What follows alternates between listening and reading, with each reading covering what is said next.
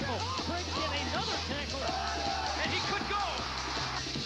Oh, wide open touchdown. He got the first down. Unbelievable. Welcome to beautiful Memorial Field in Elgin for this familiar Upstate 8 Conference battle, the 42nd meeting between the Larkin Royals and the Elgin Maroons. And a very pleasant good afternoon, everybody, and welcome to our Comcast Daily Herald Game of the Week.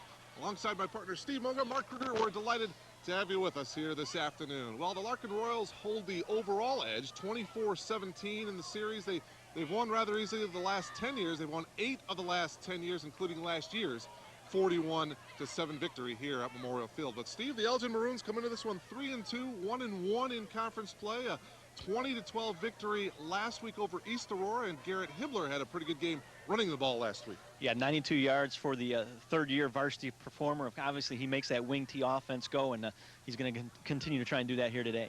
And Jarvis Cobb, who will catch some balls this afternoon, will hit somebody at a big defensive end. Yeah, he plays defensive end, he plays tight end, he's the punter, does a little bit of everything, and obviously he's going to be a key on that defensive side to stop Larkin's newfound running attack. As for the Larkin Royals and head coach Dale Shabert, well, Eric Reebok, he was a linebacker last year. Now he's in at quarterback. Yeah, Eric Schultz and Matt Shabert were the two quarterbacks the last 6 years for the Royals. Now Reebok gets his turn to run things, and they're still pass the ball. Larkin's always been a traditional passing offense, but they're running the ball a lot more effectively this year with a pretty good offensive line. Dave Wilharm had the 2 touchdowns last week in their victory over St. Charles East, but Wilharm also has moved to the linebacker position, and since then the Royals have won 2 straight. Well, not only him, but Ansu Kapi. I knew I was going to mess up the name. We're going to get a few times to practice that here today. But Kapengiengi. There you go. There you go. Ansu Kapengiengi and Dave Wilharm both were inserted as outside linebackers. Ever since they've done that, they've given up 7 points just in the last 2 games. They gave up 73 the first 3 games, so those two have made their impact known immediately. Should be a good one. The Larkin Royals, the Elgin Maroons will have the starting lineups and the opening kick coming up right after this.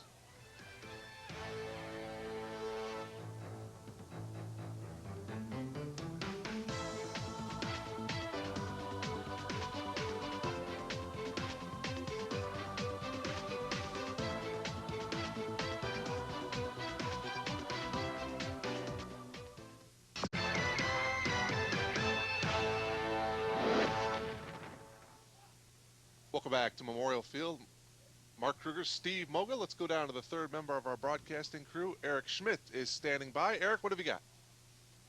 Hey, Mark, thanks very much. Now, this is the 42nd meeting between these two schools. Traditionally, we've seen the same style of offenses. Elgin has been a wing T team for quite some time. Larkin has been a passing squad. Now, head coach Paul Shabert told me this year he adapted to his players. He's got about 5 guys that can run the ball. Rather than having those guys stand around on the sideline, he's decided to go ahead and run the ball this year. I'm sure it doesn't hurt that he's got offensive linemen that average about 250 up front. Guys, back to you. All right, Eric, thank you very much. This is a short kick taken by one of the upmen, George Lewis, and George brings it back to the 39, and that's where this Larkin offense will take over. 1st and 10, averaging just about 11 points per contest so far this year for Coach Shabert. And Eric just alluded to that offensive line, the big bodies up front. Craig Ingold, 260 pounds. Shane Collins, 285. Nick Runkle at 200. Justin Phillip at 275. And a couple sophomores, Shane Boyd at 215 and Tim O'Connor at 220, also filling quite a bit on that offensive line. You mentioned Eric Reebok, 6'2", 180-pound senior. And this the give is to Dave Wilharm, the running back, and Dave will get a yard to the 40-yard line. Dave, of course, in the backfield with Ansu Kapengiengi, the 2 wideouts, Iad Salem and Sam Martinez. Now, how was that so easy for you to say that? Not that hard, my friend. Take another look at it here. Straight handoff off tackle. Not much there. 2-yard pickup, 2nd down and 8. We'll get to the Maroon defense for you in just a moment here.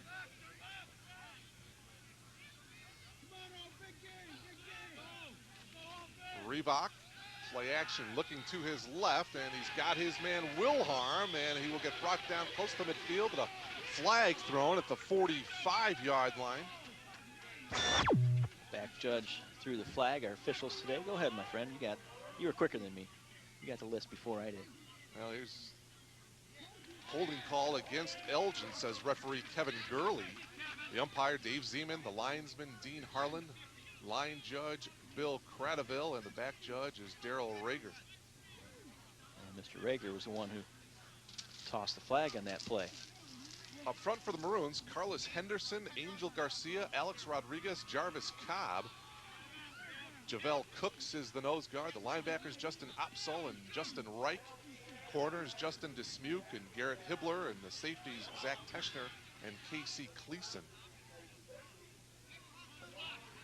So after the penalty for the Maroons, the ball will be placed at the 40-yard line. And so the Larkin Royals now, Steve, 1st and 10.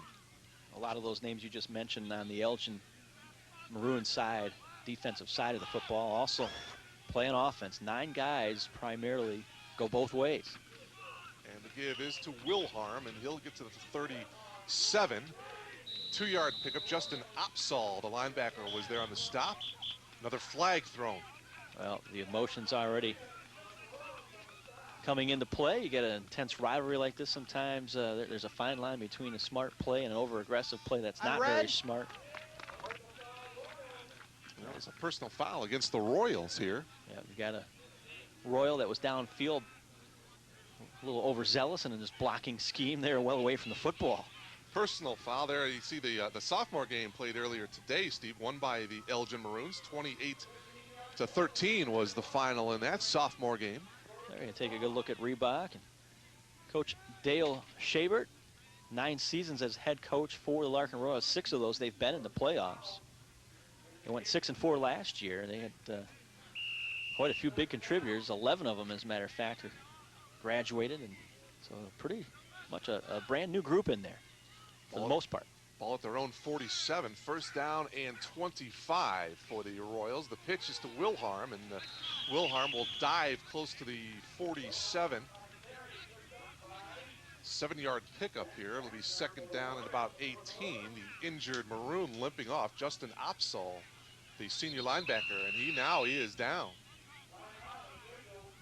Well, he was trying to hobble off and then got within about 10 yards of the sideline and just went down. So they're going to take a look at him. But you see those jerseys for Elgin Larkin. That's a little different, Mark. That's not the usual royal blue that they wear. They get different uniforms for today's game with the red tops and those blue pants. They look a little bit like West Aurora. They sure do. And just be sure you can catch Sports Weekly with Dave Wills and Perry Williams. Sports prep highlights, mixing interviews with coaches, players, and fans. And you've got Sports Weekly Thursday nights at 6:30 right here on the Comcast Network. For additional showtimes, log on to ComcastNetwork.tv. That's Sports Weekly with Dave Wills and Perry Williams, Thursday nights, 6:30 here on the Comcast Network. Boy, what a beautiful fall day, bright, sunny day. I see our Eric Schmidt down there squinting a little bit. Should have given him my sunglasses before this game started. Not used to working the day game, the day shift. Well, now Upsall is up and walking under his own power to the Elgin sideline. The Maroons and the visitors here this afternoon, the white jerseys and the white pants with the maroon numbers and the maroon helmets. This game has traditionally been a Friday night game, changed to Saturday afternoon this year to accommodate both sides. A game that we didn't think was going to happen. Thought last year was going to be the last one in a while. 3rd and 17. Reebok under some pressure, and he will get nailed. Alex Rodriguez, the defensive tackle, was there with the sack. It'll bring up 4th down and long, and the Royals will bring in the punting unit. Well, speed and quickness is the forte of the Maroons defense. They showed it pretty much all season long, and they showed it right there. Last year, they gave up 31 points a game. We take another look at it. They corral him quite quickly. This year, giving up about 13 points a game. Big difference there. You transpose the 2 numbers. Jake Leisure to punt it away. Low snap. Did a nice job of handling it. And it will go out of bounds close to the 30-yard line. That's where they'll mark it for the Elgin Maroons and their offense, that wing T offense. Quarterback Justin Dismuke. Backfield, Javel Cooks, Garrett Hibbler, we'll touch on him, Lawrence Carrington, the 2 wideouts, Casey Cleason, Jarvis Cobb. Up front, Rodriguez, Garcia. Ryan Pashonk is the center. Eric Benford, who used to be a running back, now an offensive lineman, and Jamie Vaughn, number 63, a 6'1 sophomore. Yeah, when you've got so many good athletes and good running backs, somebody's going to have to get switched out of that area, and that happened to be Benford, who converted from running back. So first off, offensive possession here for the Elgin Maroons, and the give is to number 46, Justin Reich.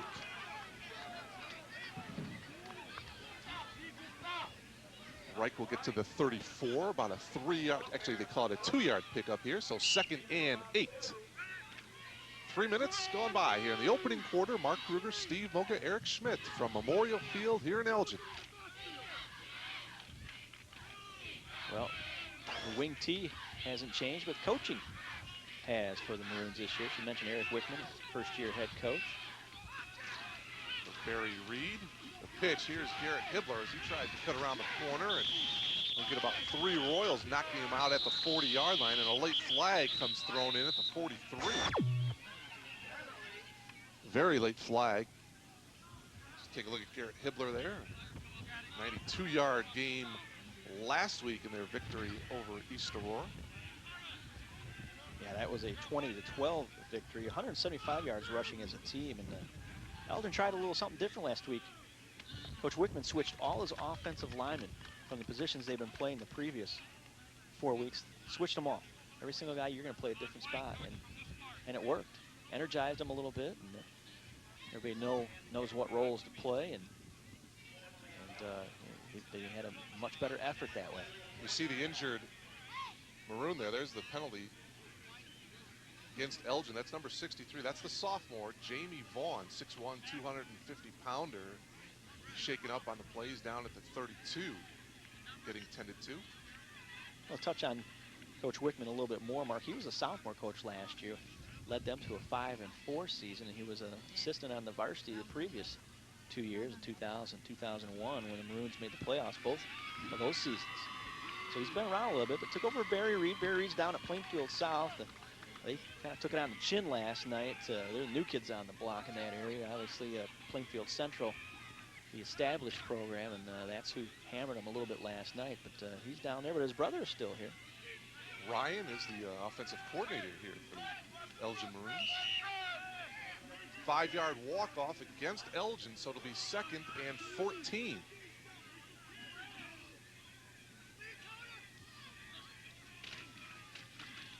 Second man through, this is Emmanuel Smith. And Smith gets across the 40-yard line and should pick up a first down here for the Maroons. Nice play and a nice run by Smith. You can see the explosiveness of Emmanuel Smith. He had a 50-yard touchdown scamper early in the 3rd quarter in their victory over West Aurora a few weeks back. Here, take another look at it. He lines up way over the left slot, goes and gets that football as he comes across, and just kept slithering his way through there. That was about the only time Elgin really moved the ball in the second half against the Blackhawks, but they still were able to win 21-9. Well, the give, once again, this is Justin Reich, and Justin close to midfield for the Maroons. That victory over West Aurora, Mark, happened to be Coach Wickman's first varsity coaching victory. Yeah, it always has to be a thrill when you can get that first win under your belt. And we saw him obviously down in the field before the game, and he looked like one of the players. Yeah. Just 30 years old, and throwing the ball around. Throwing the football, and gets right in there, hands-on. Gotta like that. 3-yard pickup for Reich, Steve. So 2nd down and 7 yards to go. The second man through will get to about the Hibbler. Will get to the 49, 2-yard pickup. 3rd and 5. That's one thing about coaching, Mark, and young men always, I feel there's always a little more respect by the young men when your coach can jump right in there and show you what he's talking about as much as anything, and that's obviously the case with Wickman. He's able to get right in there and throw the football around, show these young guys he's still got it. 3rd and 5 here for the Elgin Maroons. Hibbler goes in motion the inside, handoff to Smith, and he will go nowhere. Back to the line of scrimmage, and that's about it. Brandon Ryan, among other Royals, was there on the stop. It'll bring up 4th down. Well, they bunched it up right there in the interior. Really clogged that up, and a lot of bodies running into each other. And take another look at it here. Not too many people fooled. So Dave Wilharm is back deep for the Royals, awaiting the punt by Jarvis Cobb. So both offenses stalling out on the first drives of the afternoon. Cobb with the pretty good punt.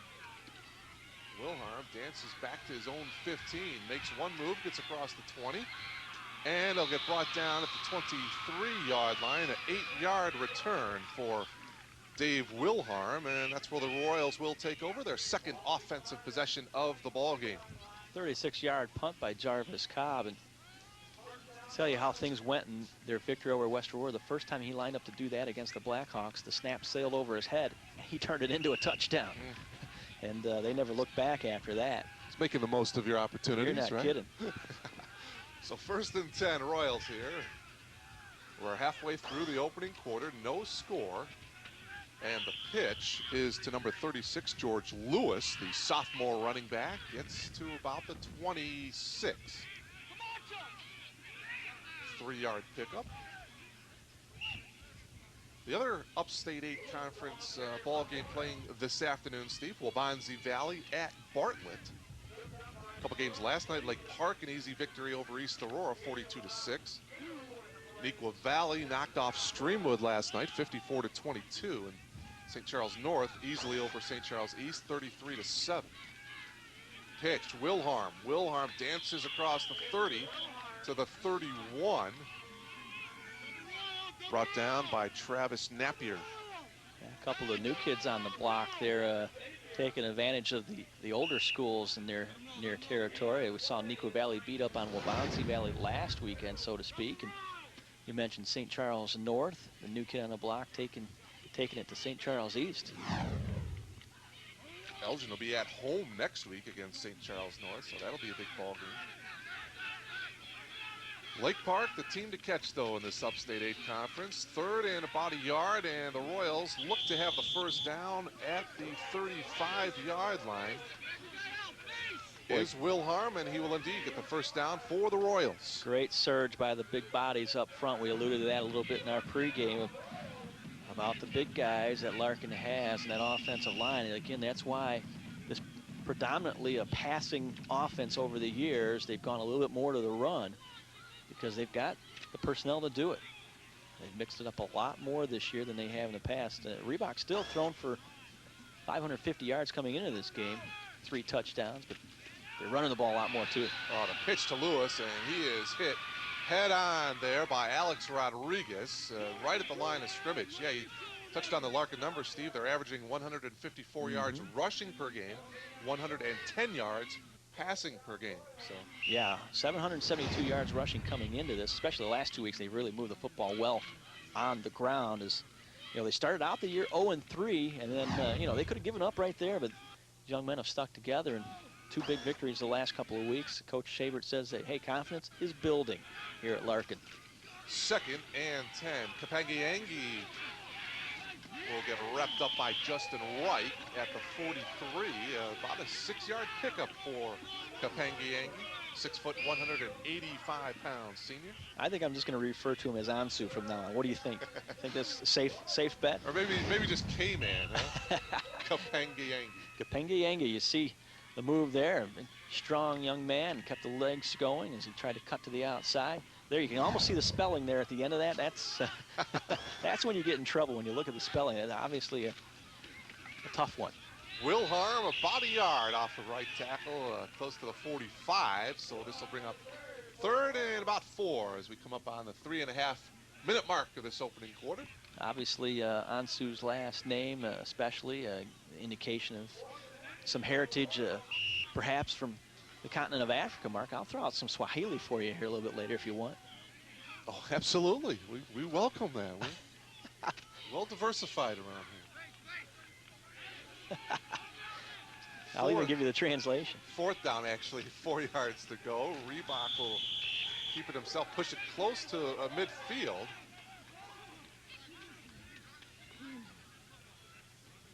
And he will have a first down, I believe, for the Royals. Well, the Royals starting to ground it out on the ground here a little bit, somewhat like we expected.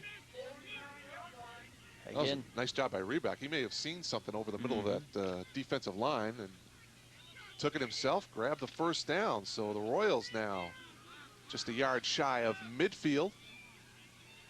1st and 10, no score here in the first quarter. Wilharm will get met by a couple of Maroons and finally brought down by number 78, Travis Napier. You mentioned Reebok maybe spotting something on the defense.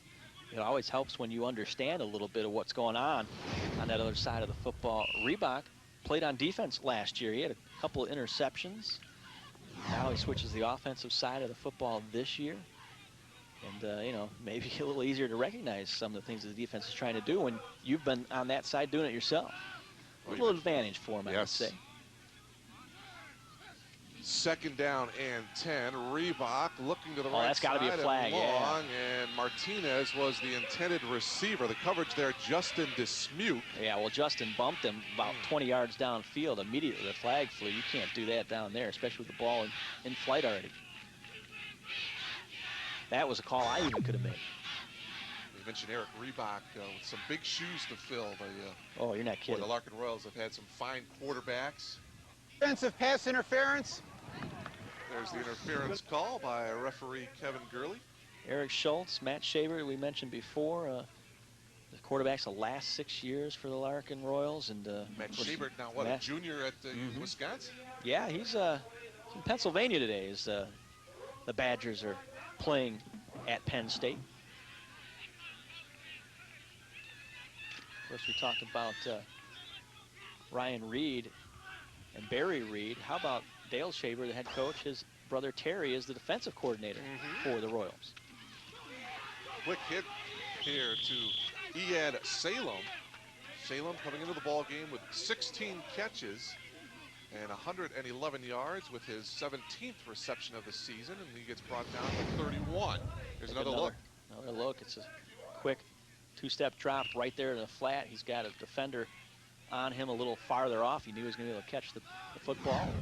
Makes a move, gets 5 quick yards. 2nd and 5.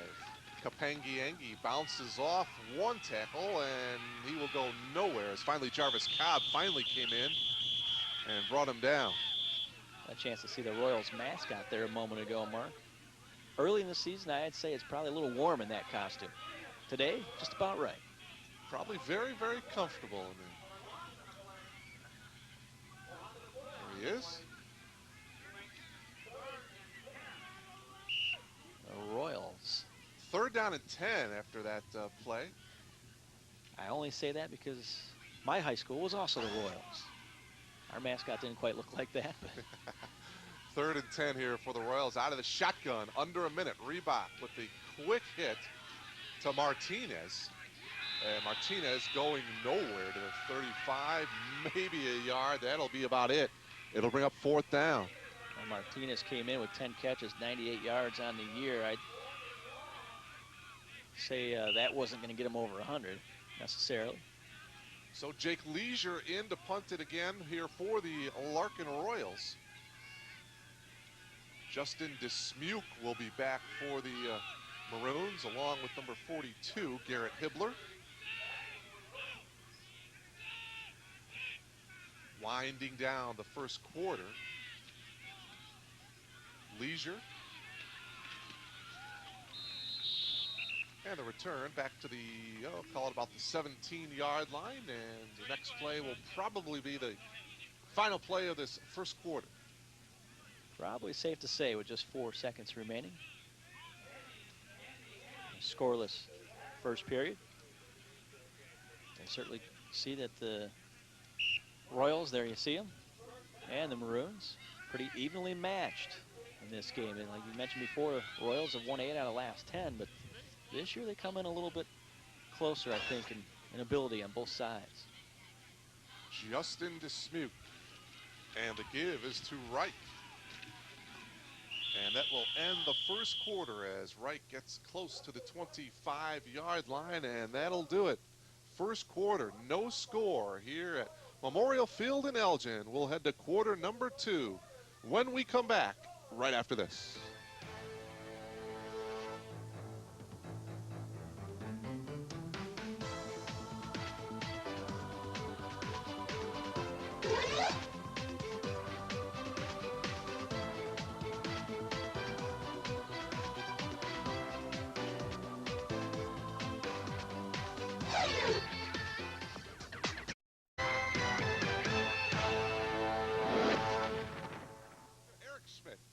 sidelines. Glad to have you with us on our Comcast Daily Herald Game of the Week. Beautiful Saturday afternoon here in Elgin. I mentioned the fact that this game moved from Friday night to Saturday afternoon, and of course we didn't think it was going to happen. The Upstate 8, the misnomer is 11 teams in the league. 2nd and 9. Emmanuel Smith will get the first down, brought down at the 34, but another flag thrown.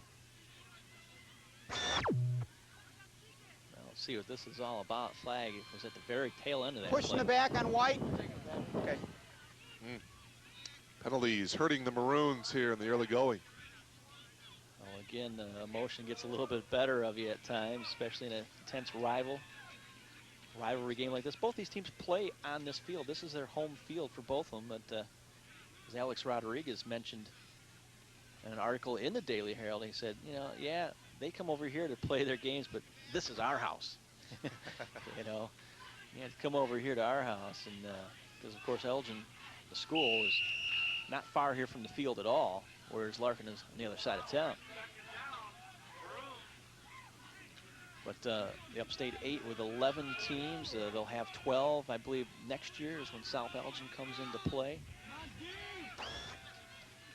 2nd down here now, and a fumble, and it looks like the Royals have recovered. Brandon Ryan may have jumped on it, number 33, and he did. Ryan comes up with the fumble. So it'll be 1st and 10 for the Royals from the 24-yard line of the Maroons. What a great heads-up play by Ryan. He hops right in and take another look at it right there, strips the ball, and there's Ryan pursuing from the backside and just jumps on it quickly. The ball carrier can retrieve it. So now a golden opportunity here for Eric Reebok and the Royals offense to take advantage of the Maroon turnover. 1st and 10 Royals. Ash goes in motion, the quick hit, and now he's got incomplete. The intended receiver, Demetrius Ash. The pass from Jake Leisure. Little trickery here by Dale Shabert. Yeah, indeed, and I tell you what, if he were a little deeper, he was only about 5 yards deep behind the original line of scrimmage, he may have been able to complete that play. We'll take another look at it. See right here, he's got a defender who's going to come right in on the right side of your screen, forced him to throw it a little earlier than he wanted to, and of course he had to lead his receiver a little bit more as a result of the incompletion. Boy, that was there.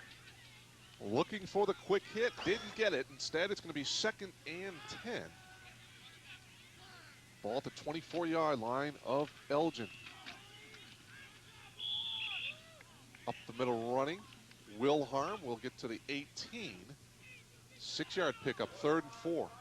We should mention that Coach Dale Shabert employs a somewhat unique system. I say unique because not many other schools do it. He's up here in the press box with the binoculars and the headset and relaying information down to his guys on the sideline and calling the plays in that way. Most coaches, of course, are walking the sidelines. 3rd down here for the Royals, and this is Wilharm, and he'll be close to the first down as he gets brought down at the 13-yard line.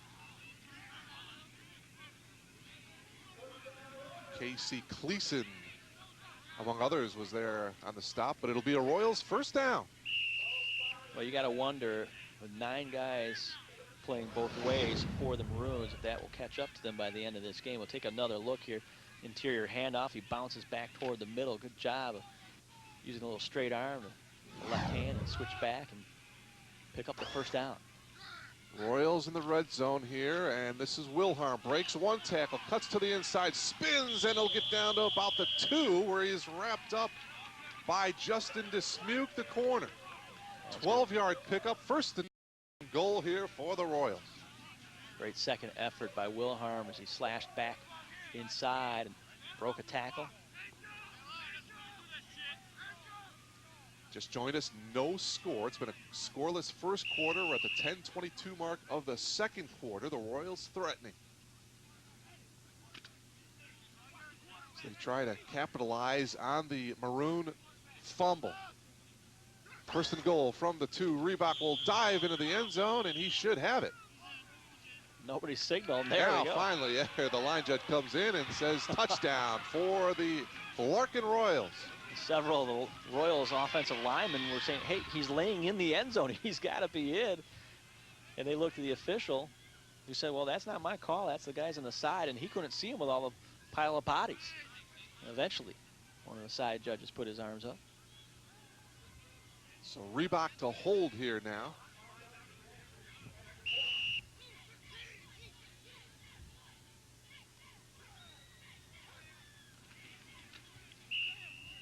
And the extra point attempt by Kent Lawton is no good. So the score remains 6-0 in favor of the Larkin Royals. Let's go to Eric Schmidt. Eric, what's shaking? Hi, fellas. Actually, Steve, the 9 two-way starters was something I asked Coach Wickman about before the game. He said, while he does start the 9 guys both ways, he's got a really good rotation going in and out. He's very cognizant of getting guys too worn down by the end of the game, so he didn't think it was going to be a factor. Guys? Yeah, that's a big key, making sure you get fresh bodies, keep substituting them in and out. Hopefully they stay fresh in the third and fourth quarters. Another look at the touchdown run. Reebok just to the right there. Well, he recognized the defenders off the line a little bit. There was an opening there to the right side of the center and just slid right off him and dove into the end zone. Not much special to that quarterback sneak, but it was effective. So Kent Lawton will tee it up at his own 40-yard line. Hibbler is back deep for the Maroons, along with Lawrence Carrington, number 33. 10:02 to go here in this first half, and this will be Hibbler as he comes up and gets it at the 18. Get wrapped up by the ankles at the 29-yard line, an 11-yard return. The tackle there by Travis Camacho.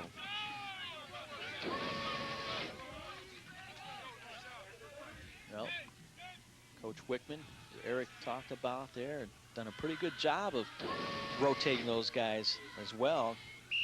As only Lake Park is the only team that scored 12 or more than 12 points against the Maroons this season. So he has kept some fresh bodies out there whenever possible. And it's shown in the result. As I mentioned before, they were giving up 31 points last year. This is Smith. Smith breaks it up, and he'll get wrapped up across the 40. Should be enough for a first down.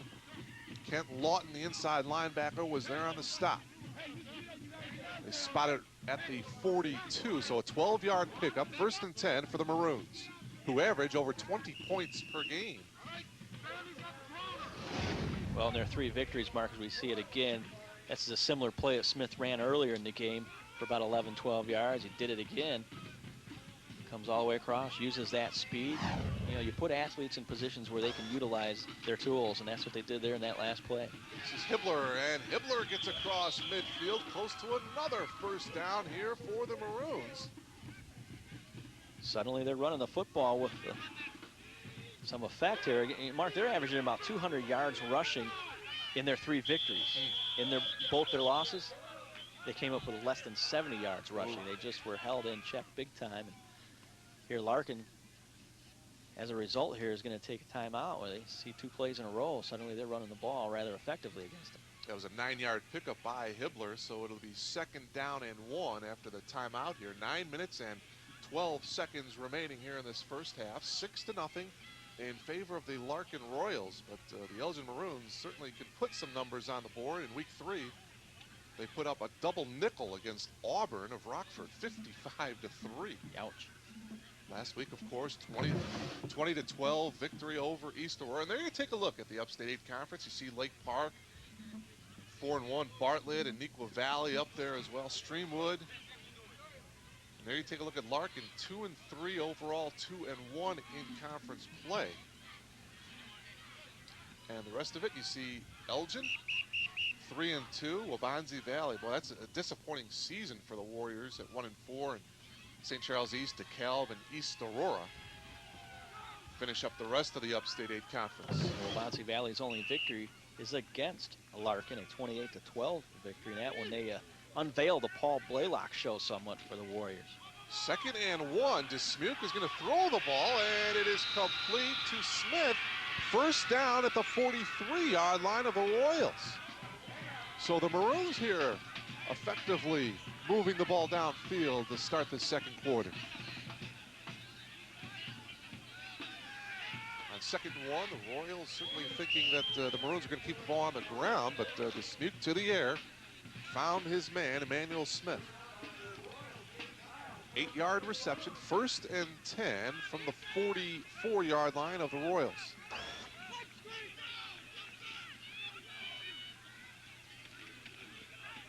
And the give, this is Javel Cooks. Cooks, the 5'6" junior running back, gets a couple. He had 83 yards rushing last week in a victory over the East Aurora Tomcats. Brings it down to the 40, actually, so 2nd and 6 here, Steve. Well, Tomcats, again, down in numbers this year, and a young squad. Sophomore quarterback. Tell you what, Coach Al Tamborelli over there, a great guy. Mark has done a fantastic job, but sometimes the numbers just stacked against you. 2nd and 6 here for the Maroons from the 40-yard line. And Hibbler will scamper close to the 37. Gain of 3. It'll bring up 3rd down and couple here for the Maroons.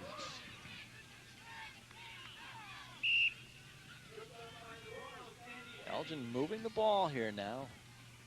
Larkin trying to make some adjustments. Take another look at it. Great job up front. Got to credit that offensive line. Doing a pretty good job. They're not overly big, but they are quick. And again, most of the time, speed versus mass, speed's going to win. And as long as you get the right angle. On 3rd down and 4. Close. Across the 35-yard line to the 34 was Javel Cooks. You know, the other thing about this offensive line, Mark, for the Maroons, they've played together for quite a while. A lot of these young men, ever since they even just first put on the helmet and pads at the lower levels, this group has all come up together and been a pretty solid group. Those fans are split, aren't they? They sure are. It's going to be a yard short. Well, they're going to bring out the chains to measure just to make sure, but it looks like he's going to be about a yard short. They'll bring up 4th down, and yeah, about a yard to go here for the Maroons. So we'll see what they decide to do here at the 7:22 mark of the first half, trailing by 6. About a 10 to 12 westerly wind. In other words, that means that the Maroons, as they're driving, the wind is going from their left to right. Well, Mark, saw the fans, young fans a moment ago with all that face paint on it. It's kind of how you looked here a few days ago when you were watching your Cubbies, wasn't it? One more to go to knock the Braves out. Here's Smith, and it looks like, well, it's going to be close. Wilharm pushed him back, but depending on the mark here, it looked like he had it, Steve, but yeah, all right, they're giving it to him. The correct mark. Smith gets it to the 34. Wilharm pushed him back, but on forward progress, a 1st down here for the Maroons. Wilharm just a split second, a little late there, making the hit. If he gets another half a step or so, he prevents him from getting there. 1st and 10, Maroons from the 34. Hibbler looking to get to the outside. He cuts it up and shoved out of bounds at the 31. Pickup of a couple yards. Shane Kiles, the safety, was there to knock him out. I mentioned before with Emmanuel Smith, the foot speed he has. Hibbler, obviously a good athlete. That's exactly, as a matter of fact, what Wickman describes him as, experienced and a good athlete. You know, he's given this team leadership in a lot of ways, and leadership that they lacked last year when they went 2-7. His 3rd year on the varsity. He had over 700 yards rushing last year, over 100 carries, 9 touchdowns. He's picked up where he left off last year. 3rd down and 7. The Maroons continue to keep it on the ground. Martinez with the tackle, as that was Justin Reich, the ball carrier. But Hibbler this year is a senior, Mark. He's taking charge, and you know, part of that as well. You know, a good leader leads by example and in a lot of other ways, but your guys want to, they have to want to follow as well. And it seems like this group has done that. 3rd and 4 for the Maroons. Hibbler puts his head down, and it's going to be close. He may have it. Across the 25 to the 24 as we are halfway through this second quarter. Nope. It's short. going to be 4th and less than a yard again. So for the second time in this drive, it'll be 4th down and less than a yard to go. They went for it before, and I'm sure they'll go for it again here. They trail by 6. Well, the scoreboard says the ball's on the 5. Not exactly. Not yet. The Maroons hope they will get there eventually. Hibbler, maybe about a yard as he runs into a couple of Royal defensive linemen. The only scoring of this ball game came, well, he does pick up the first down. Only scoring came at the 10:02 mark of the second quarter as the Royals took advantage of the Maroon turnover, the fumble, a 2-yard plunge by Eric Freebach. Extra point no good, and that's where we're at right now, 6-0, but the Maroons are threatening. You see that whole pile, the big surge, that whole pile moved forward in that last play. 1st and 10, and Dismuke is just buried. Lawton was there, the strong safety. A sack will be a loss of 4. Justin didn't stand a chance. There were 3 red jerseys on top of him almost immediately from the point he pulled away from center. So it'll be 2nd and 14. Big defensive stop there for the Royals, who are giving up on average 16 points per game coming into week number 6 here. So Justin Dismuke now and the Maroons 2nd and 14 to the air. Now he'll look to run it, and he'll get shoved out of bounds at the 24-yard line by Kyles. You mentioned that 16 points a game, Mark. That was all early, though. 73 points in the first 3 games that they lost all 3, and then just 7 points over the last 2 games is all they've given up.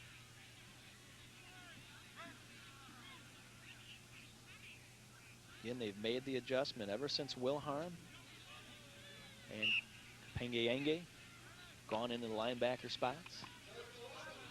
Picked up 3 yards on that particular play. It'll bring up 3rd and 11. You like that? I got that one out pretty good, didn't I? Not bad. You're improving.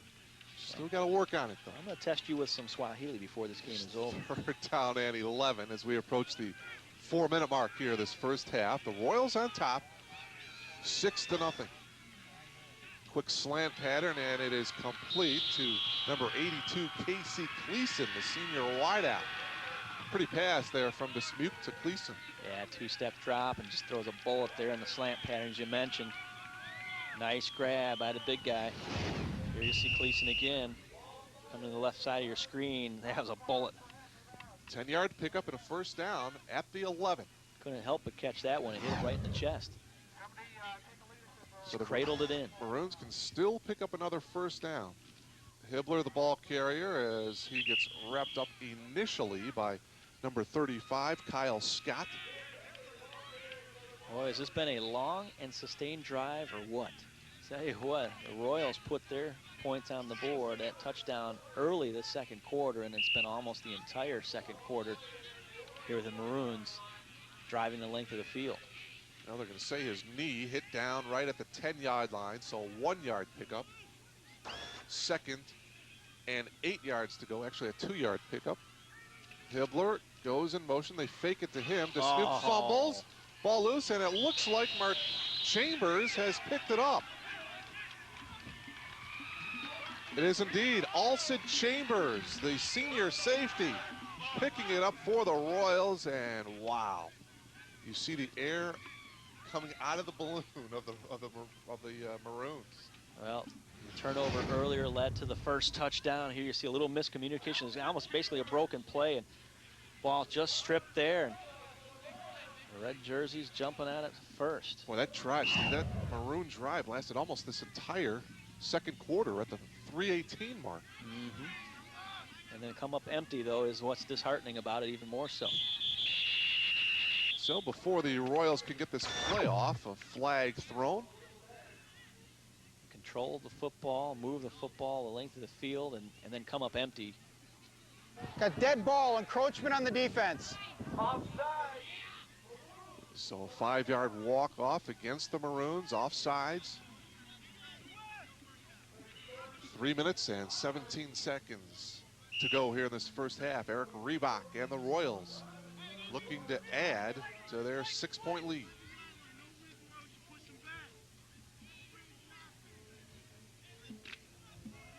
Ball at their own 11-yard line here. 1st and 5 after the 5-yard penalty. Wilharm. And Wilharm will get hit by Jarvis Cobb, the defensive end initially. Gain of 2. Well, that's kind of... Well, where are they going to spot that? At about the 11, 12-yard line. Gain of about none there, Mark. Yeah, not even 2. There was an opening there for a split second, quickly closed up. You see Zach Teschner, one of the guys right there to seal it. Got some help as well. So 2nd down and 5 here for the Royals. Opportunity to run the reverse, and they do. And this is number 1, Kyle Campesano. It's about 4. I thought that maybe perhaps the Royals were going to maybe do something like that. They kind of had a free down to play with. Picks up the 1st down there. 1st and 10 at the 19. Actually spot at the 18-yard line. So Yeah. 1st and 10 Royals. They've got a long ways to go with less than 2.5 minutes remaining here till halftime. I believe they got all 3 of their timeouts remaining. So still plenty of time for the Royals. Plenty of time, but not when you're primarily running the football. The old passing Royals would be a different story. Boy, I remember that a couple years ago, Steve. We were here for that playoff game, and another flag thrown. Javel Cooks, the nose guard, jumped. We'll see if there was movement on the Royals offensive line.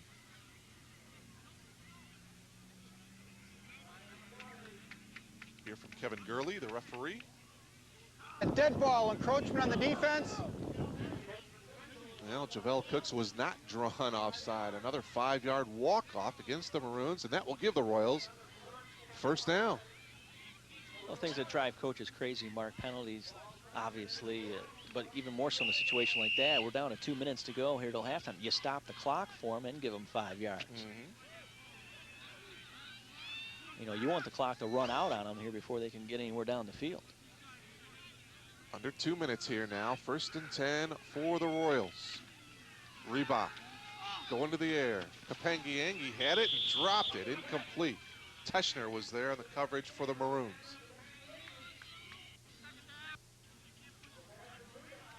Clock stops with 1 minute and 40 seconds remaining in the half.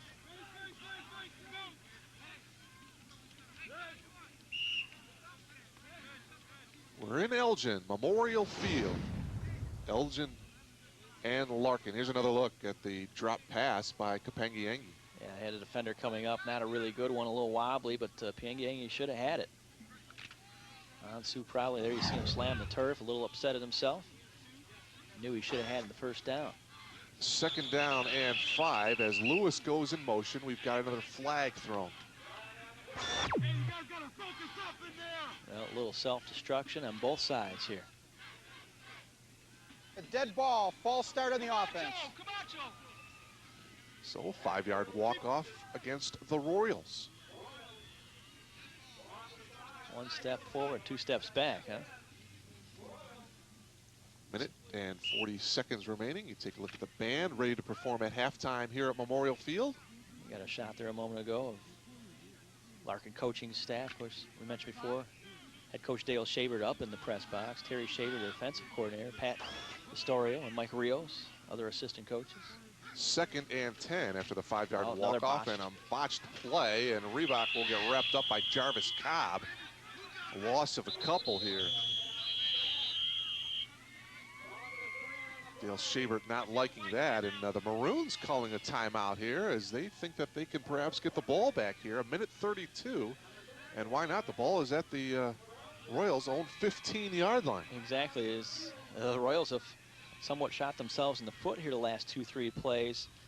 Now they're like, hey, hold a second. Let's stop the clock and get the ball back at this end of the field. We've got a shot to make something happen. 4-yard loss on that botched play. It's going to bring up 3rd down and 19. So, yeah, the Maroons with an excellent opportunity here to get the ball back in good field position here. Minute and 32 seconds remaining in the first half. We take a look at the Elgin Maroons schedule. You see their 3-2 mark thus far, and the rest of their remaining opponents, St. Charles North next week, Neuqua Valley, and then Bartlett. All 3 of those games, tough ball games. Oh, you're not kidding. That's you get the 3 toughest ones really there at the end. That is not going to be easy any way you slice it. Of course, the North Stars have vastly improved. They've risen very quickly. 3rd and long here for the Royals. Reebok, quick drop, and he's got his man, Ead Salem. A beautiful catch, and he gets brought down close to midfield. I thought they might do that a couple of plays ago. They may even been trying to do that. Didn't get a chance to. Boy, take another look. The beautiful concentration by Salem, over the shoulder catch. Look at a nice spiral on that one too. A little bit different than the pass he made just a few plays ago to Kapenge, and nice over the shoulder grab, as you mentioned, before the free safety could get over there to cover up as well.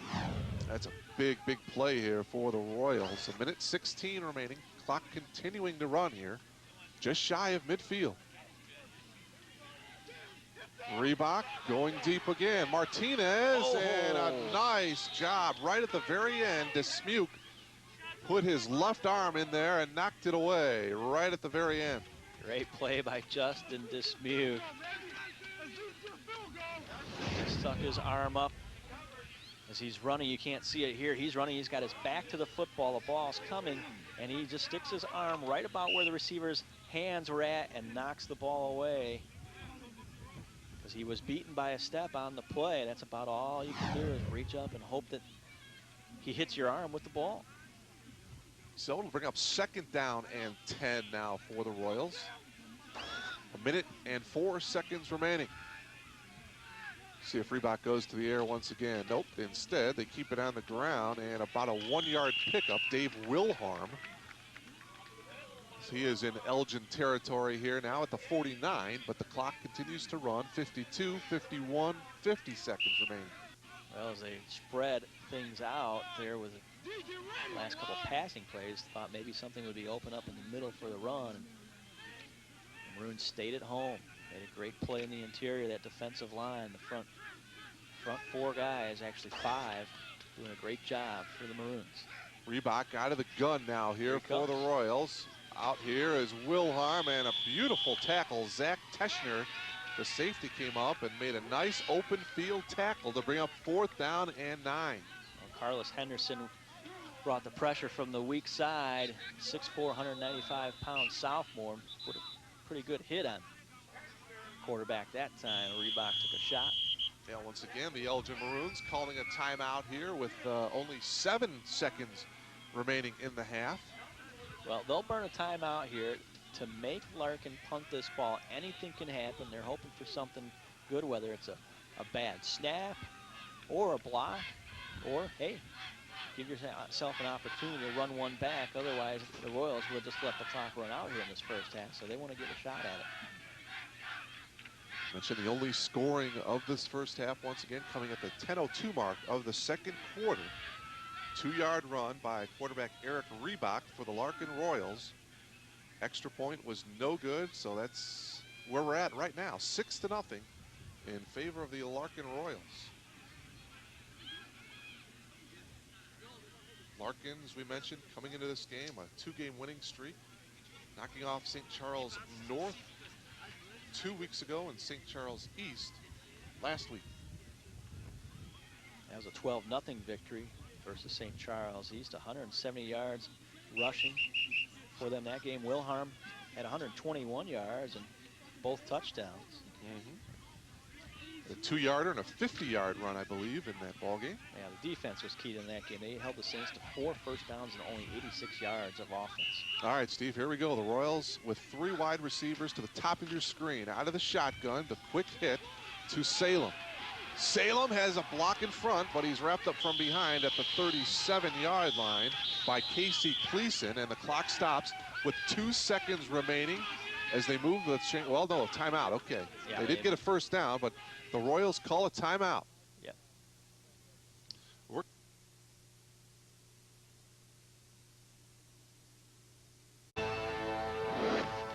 Welcome back to Memorial Field. Mark Kruger along with Steve Moga, Eric Schmidt. Timeout taken by the Royals here. 2 seconds remaining. Steve, the ball at the 36-yard line of the Maroons. Chance for one more play. Well, of course, Maroons called the timeout, hoping that they were going to punt, and Larkin said, well, forget that. We'll just go for it, run the clock off, you know, that time off the clock. That last play was pretty successful with the 3 wideouts to the top, and that's exactly the same formation right here. Well, got to go for the end zone, obviously, with only 2 seconds remaining. Reebok out of the gun. Now under pressure, will step up, and he'll wisely just hold on to the ball and get sacked. Jarvis Cobb and Angel Garcia combined for the stop to end this first half. A first half in which the Larkin Royals capitalized on the Maroon turnover, the only fumble of this first half, and the Larkin Royals cashed in on a 2-yard touchdown run by Eric Reebok. The only scoring of this first half, 6-0 in favor of the Larkin Royals. The Maroons have been the beneficiary of some turnovers by other opponents in some of their other victories, namely East Aurora and West Aurora.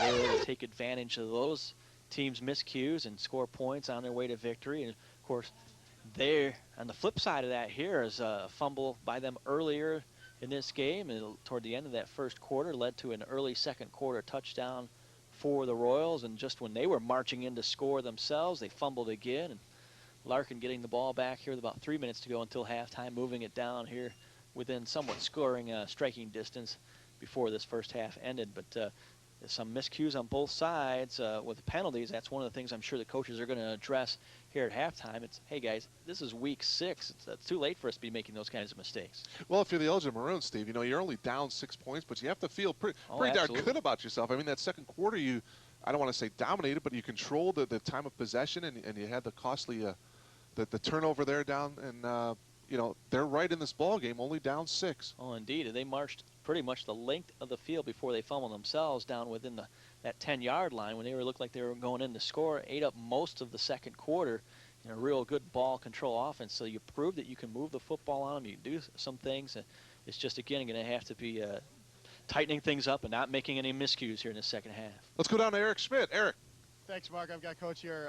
Certainly, Elgin had control of that ball the whole second quarter. Dodged a little bit of bullet with the turnover there. Well, you know, that's one thing that concerns us right now. We got to get up and tackle a little better. They barely made 3 first downs on that drive, and you know, we can't let them have the ball that long. We got to do a better job with that and make a couple corrections here at halftime on the run game and get that going. We've done some good things, but we're going to go in and rally them. We made some mistakes. We're still up. That's the best part of it. So come out the second half, fix a couple things, and see if we can get it rolling. Have a good second half, Coach. Thanks. Guys, back to you. All right, Eric, Coach Schabert, thank you very much. We are at halftime here at Memorial Field, 6-0 in favor of the Larkin Royals, and we'll come back to recap this first half, give you first half statistics as well. It's all coming up in our Comcast Daily Herald Game of the Week. We're back in a moment.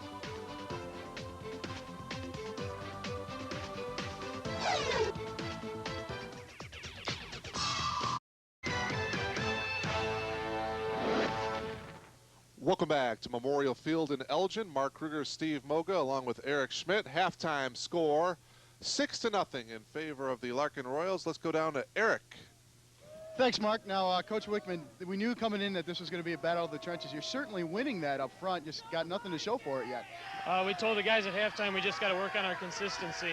We feel like we're doing fine, but we got to go to the whistle, give it that little extra bit, and we'll be fine in the second half. Now, you had the 2 turnovers to start. There's nothing you can really do to adjust for that. No, that hurt. That was a big one, especially inside the 10. But we corrected some things at halftime, so we should be okay. Thanks, Coach. Good luck in the second half. Mark, Steve, back to you. All right, Eric Schmidt, thank you very much. Coach Wickman, thank you for your thoughts here. And, Steve, we should be in for a very good second half here. Turnovers obviously hurting the Maroons in that first half. Well, they led to the only score of the game and prevented them from scoring as well. And, you know, the numbers fairly even for both teams for the first half of action. And, you know, individually, Dave Wilharm, 11 carries for 48 yards. And, there we go. There's the team stats. 18 passing yards is only for Elgin is all, but they made it up in the rushing yards. The big turnovers, there you see them, and first downs. Everything fairly even. You see both teams moving the ball. But again, it's going to be who makes the least amount of mistakes here in a close game. Started to mention some of the individual numbers. Reebok is 6 of 8 for those 51 yards passing, and he's hit Salem 3 times. Also on the other side for Elgin, Smith's 5 carries for 35 yards. Hibbler 8 carries for 23. Is Dismuke 2 for 2 through the air for the 18 yards passing. And another thing, Mark, you know, we mentioned the turnovers, but it's the mistakes and the penalties. 6 penalties on Elgin in that first half of play for 50 yards in penalties. That also hurt them a lot. Well, we take a look at the Maroon touchdown as they capitalize on one of those Maroon turnovers. The 2-yard touchdown run there by senior Eric Reebok as he dives into the end zone for the only score of this first half. Yeah, a little quarterback sneak is all it took from the 1-yard line. Well, you getting hungry, Steve? Oh, yeah, I'm always hungry. Some bratwurst. Oh, let's get a couple of those up to the press box here in just a couple minutes. You like yours with mustard or what? Yeah, Eric, mustard only. Mustard only, sir. Thank you. Oh, okay. Oh, Eric said he's buying. Okay. Tell you what, Mark, yeah, we certainly get the pregame meal before the Cubs game, which will start shortly. You know, you brought up the Cubs game twice now. I think you really deep down are a Cub fan. You know, Mark, I grew up a Well, Chicago Cubs fan. I will admit that in public to you on the air when I was a youngster watching the Cubbies on WGN. My favorite player, Mr. Ron Santo. And oh, you can't beat when that. Ron Santo switched over to the White Sox for his last year of his career, I became a White Sox fan and have been one ever since. Once I discovered there was another team in Chicago, and well, you certainly they didn't lose all the time. You certainly have to be happy that his number 10 is retired Oh, on the absolutely. north side. What a great honor for a well-deserving individual and a player, a fun player. I certainly enjoyed watching when I was growing up. But yeah, I went over to the dark side, so to speak, Mark, to the White Sox, and stayed there ever since. Of course, you and I got a chance to check out some memorabilia before we came here today. I dug out something that I had from way back when. Program from 1935. Some interesting stuff in there, didn't it? Absolutely. Kent Lawton with the kick. Patrick Bupon with the return here for the Maroons as he brings it to the 37. That's where the Maroons will take over here. What was interesting about that program, which is, matter of fact, I have with me here today, is the fact that the manager for the Detroit Tigers and the manager for the Cubs at that time, Charlie Grimm, were the two guys who were on the cover. And those were the two teams that played against each other last time the Cubs were in the World Series back in 1945. This program was from 1935. You've got all the history of the Cubs. Jeez. All right, the ball carrier, Javel Cooks, as Javel gets to the 42. Pickup of 5. 2nd and 5 here for the Maroons as they try to get on the board here against this Royals defense. Of course, by the time this game is broadcast, we'll already know the outcome of the Chicago Cubs and their playoff effort. There you see another pretty good effort as well. Bounces off one tackler and keep the leg drive going. Pick up 6 quick yards. At least we'll know the outcome of the Braves series. They could still be playing now by the time this game is in. Yeah, well, there you go, being positive again. Well, here Very we go. optimistic. The flags continue to fly here in the second half of this 42nd meeting here between the Royals and the Maroons. That's a credo that you have to live by as a Cub fan. Ball. False start on the offense. Eternal optimist, right? You've had to live that lifestyle. Nothing Be a wrong Cub with that. fan. Nothing wrong with that. The 5-yard walk-off against the Maroons. Well, the car's not far away. Unlike last night, the game that we did, we parked a Mark Kruger fastball away from. That's usually about where your fastball landed there at North Central College, right?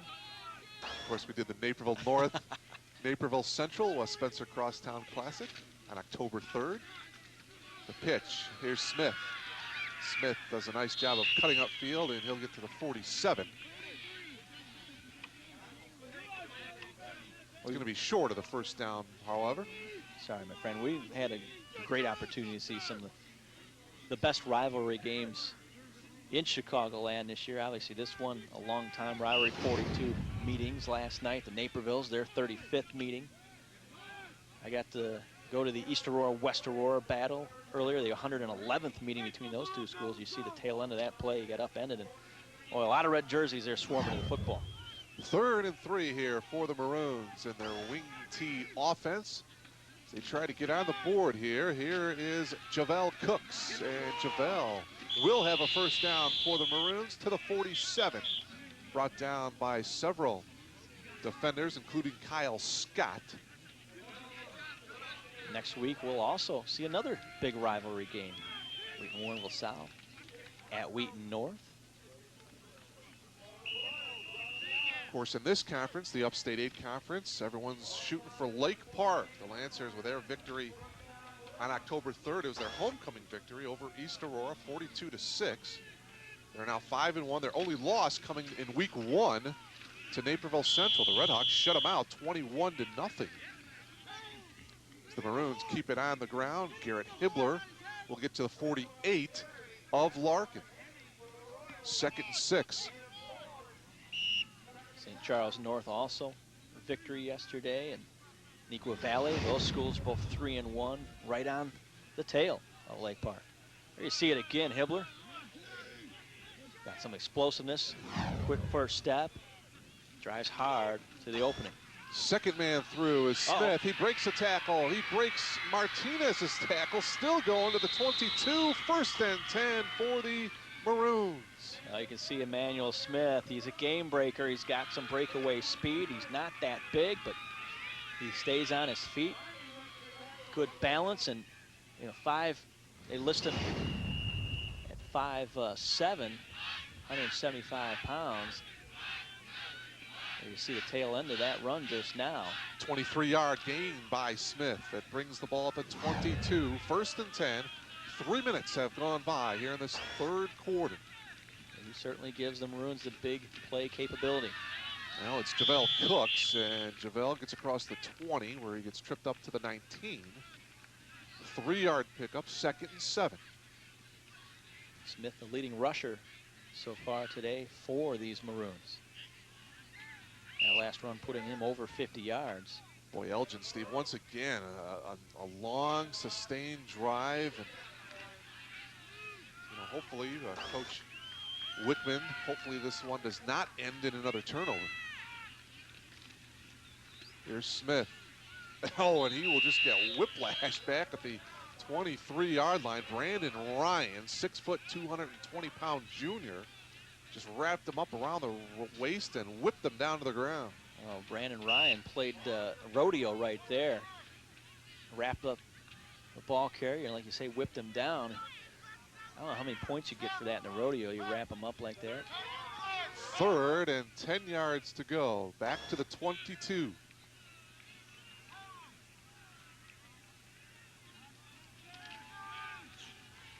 Oh, Casey Cleason, the wide receiver, as he cut across the middle, in and out of his hands, and it'll bring up 4th down and 10. Oh, he started to run before he That's had it. Cleason, a 6'2", 200-pound senior wideout. Casey knew it too. Hands on the hips and hands on the helmet. He had plenty of running room too if he'd have hauled that in. Instead, they look at 4th and long now. Yep, and they are going to pass up on the 37-yard field goal attempt. Instead, on 4th and 10, they'll go for it here. Justin Dismuke looking across the middle, hesitates, and it is incomplete, but a flag thrown. Cleason was the intended receiver. There were 3 Royals surrounding KC, and a late flag coming in the Royals secondary. May have been bumped a little too early. This would be a huge penalty. Yeah, it'll give the Maroons a first down. Defense. Oh, the Royal sideline and the coaching staff cannot believe it. But the interference call will give the Maroons a first down. Oh, they are livid. There you see them. Just inside the 10 is where they will mark it. So it'll be 1st and goal for the Maroons. Boy, that's a tough call to go against him there as he had a lot of pressure. Had to get rid of the football, threw it right into the crowd. That's what they're saying. 7 minutes and 34 seconds remaining here in this third quarter. Hibbler, the ball carrier, and he'll get a couple as he gets down to the 7.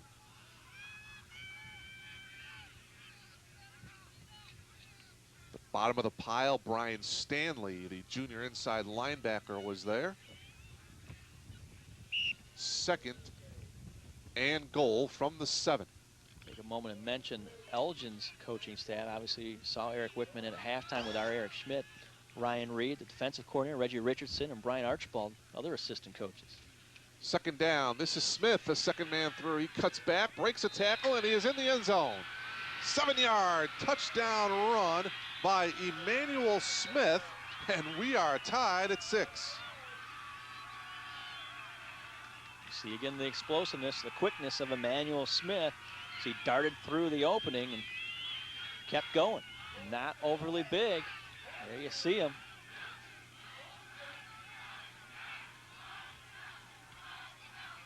Was there a flag on the play, Steve? Okay, there they are. They're taking that off the board. A flag on the play against the Maroons will bring it back to the 10-yard line. Here's the call. Got a block in the back on the offense. Repeat 2nd down. Oh, wow. Hi. So negate that 7-yard touchdown run by Emmanuel Smith. Oh, that was. Oh, boy. I didn't see that. No, flag. I didn't either. I blocked in the back. Must have been toward the end of the play. So it'll be 2nd down from the 10.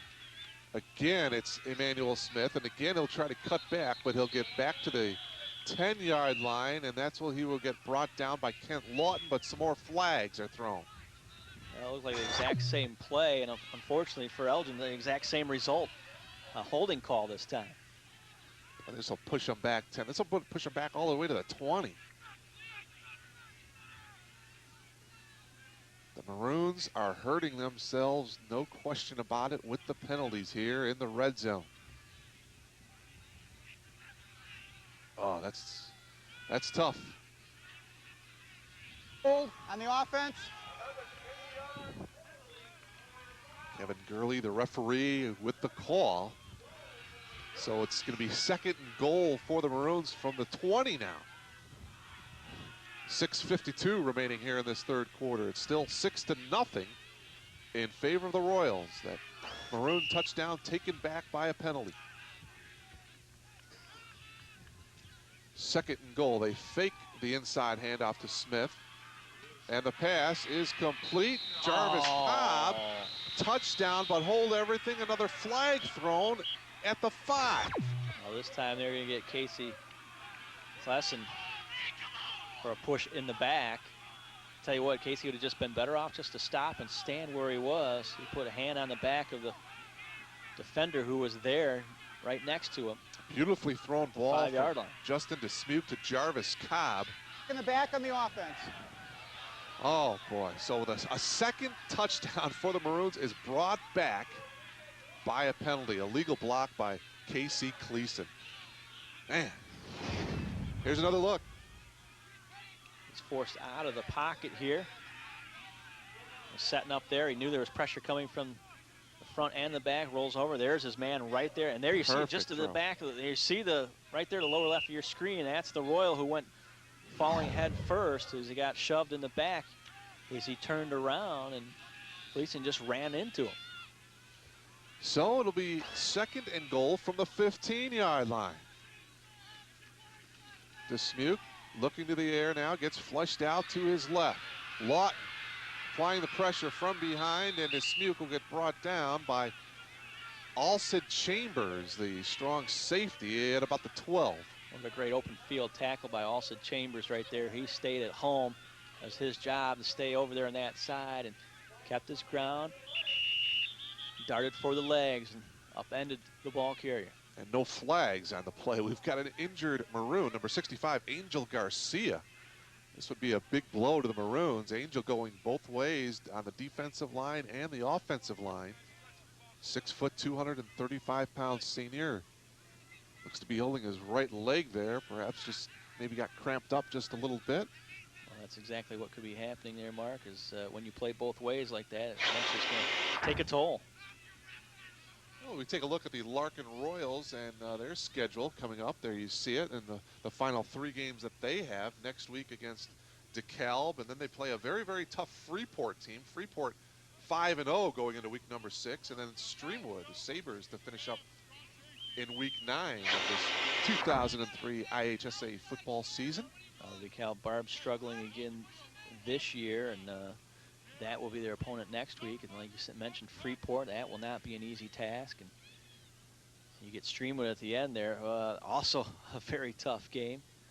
So this is one that they need. They've got to get this one to get themselves in position possibly for a playoff berth. Both these teams, of course, it's almost a must-win situation.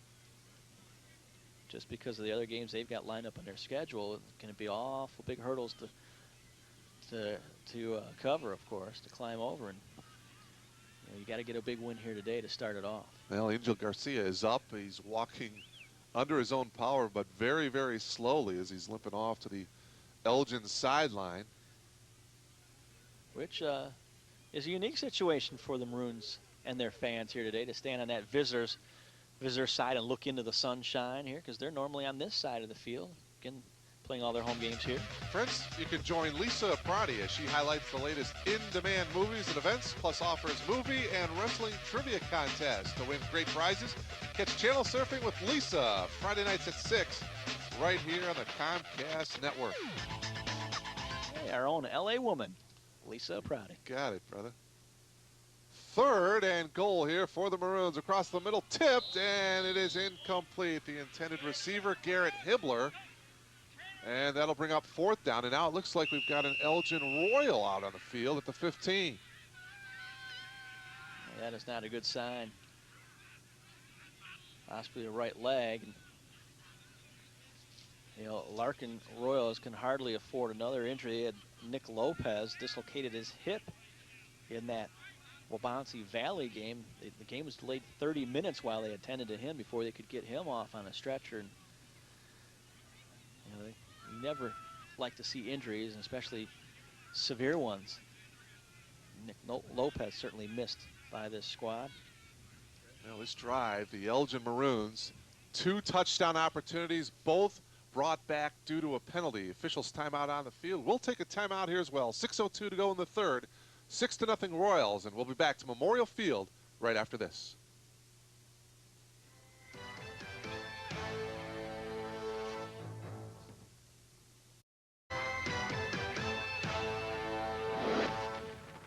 Welcome back to Memorial Field. 4th down and a fumble as Justin Dismuke dives on it. And it will turn the ball over to the Royals on down. So a long sustained drive again, but the Maroons cannot capitalize, and that has been the story all afternoon. Let's go down to Eric Schmidt. Eric, what have you got? Guys, I think the word on the field is Kyle Scott has a right tibia fracture. It's certainly swollen in that area.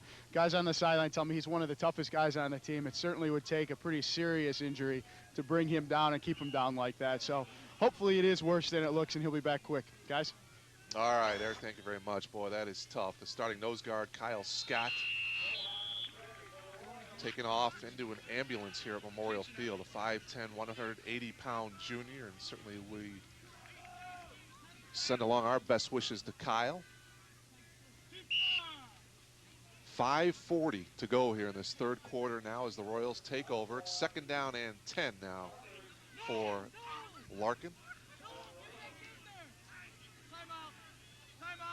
6-0. And the Royals looking for a timeout, and they will get one here as Eric Reebok jogging over to the sideline here to talk things over. 5 minutes and 25 seconds remaining here in this 3rd quarter. Well, they went to send a player in there toward the tail end. You see some guys going, hey, what's going on? Well, they had 12 guys in the field, Mark. Well, just a reminder that you can join Kelly Polizzi as she takes you inside Comcast, offering you digital tips, technical tidbits, and highlights from Comcast's involvement in your community. Catch Inside Comcast with Kelly Polizzi Friday nights at 9:30 right here on the Comcast Network. So back here at Memorial Field, 2nd down and 10 for the Larkin Royals. 5:25 to go as they try to get back to the 500 mark in the season. 2-3 overall. The Royals 2-1 in the Upstate 8 Conference. Eric Reebok coming into this game, 45 carries on the ground, 101 yards. He's 52 of 78 through the air, 549 yards, 1 interception and 3 touchdowns. Dave Wilharm will get to the 25. Pickup of 3. 3rd and 7, Steve. Very frustrating time right now for the Elgin Maroons to still not have any points on the board. They've scored twice, both of them brought back on penalties, and they were close in the first half to scoring. You know, another long sustained drive and nothing to show for it. 3rd down here for the Royals as we are under 5 minutes to go here in this 3rd quarter. Movement on the right side of the Royals line, and we'll see what the flags are all about here. Actually, it's going to be against the Maroons. Javelle Cooks, yeah. Yeah, that was a white jersey that came across. Dead ball, encroachment on the defense. Well, the other Upstate 8 Conference game this afternoon, Steve, we had a halftime score. Bartlett was all over Wabansie Valley, 35-0 at halftime. So the Hawks hold on. They will go to 3-0 in conference play to keep in stride with Lake Park, also 3-0 in conference. 3rd down here for the Royals. Here is Wilharm, and Dave will get close to the 25. 1st down here for the Royals. Well, nice little turnaround for the Upstate 8 Conference. A lot was made of the fact that the first week of the season, as a conference, they went 0-11. Once very, very good conference. Thought it was considerably down this year, but some of these teams have made the adjustments and started to bounce back, and pretty good football teams playing some pretty good football, kind of separating themselves from the rest of the crowd. 1st and 10 Royals from their own 25, and more flags, more whistles thrown here.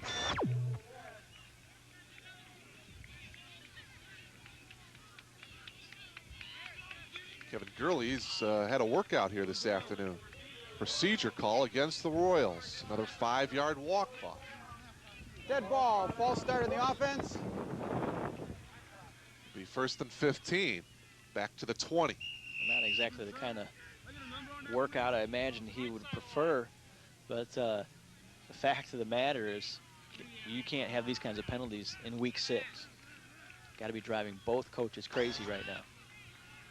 1st and 15 for Reebok and the Royals.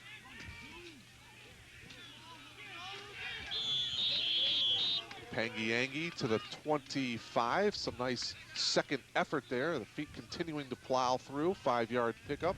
Justin Reich, among other Maroons, was there defensively. 2nd and 10 yards to go now for the Royals. Keep threatening to throw out a little Swahili at you, Mark. There. Well, you promised. You said in the 2nd half you were going to bring some out. So well, let's see. Let me think here for a second. How about Habari's Asabui? Gesundheit. Which means, how are you this morning? Oh. Asante is thank you. 2nd and 10. And look at that. Another flag thrown. And Zuri is, I believe, well, and would be the proper response. You know it's getting bad when we're talking Swahili. This is going to be a walk-off against the Maroons. Dead ball, encroachment against the defense. Right now, some of the mistakes that both teams are making, you wonder if they're talking in a different language in the huddle. They're not quite getting the snap counts, and guys are jumping, getting over anxious here. 2nd and 5 after the 5-yard Maroon walk-off at the 30. 6-0 in favor of the Larkin Royals. And that 2-yard touchdown run by Eric Reebok coming at the 10:02 mark of the 2nd quarter. It's all the scoring here thus far. 2nd and 2 for the Royals. Here's Wilharm. Wilharm will get the first down as he dives to the 38. 8-yard pickup and a first down for the Royals. Haven't heard number 3's name called too much here recently, and he had quite a burst there as he came through the line. There you see Dave. Well, they spotted at the 37, so a 7-yard pickup. 5'8", 180-pounder. You see right there, just picked his way real quick, and then a quick burst through there, and just like that, he had first down yardage. Should be over the 500-yard mark for this season. He gets the call again as he gets hit at the 40. 3-yard pickup this time. 2nd and 7. Reich was there again for the Maroons. As we are under 2 minutes to play here in this 3rd quarter. Mark Kruger, Steve Moga, Eric Schmidt. We're delighted to have you with us on our Comcast Daily Herald Game of the Week between the Larkin Royals and the Elgin Maroons. The 42nd battle between these two teams.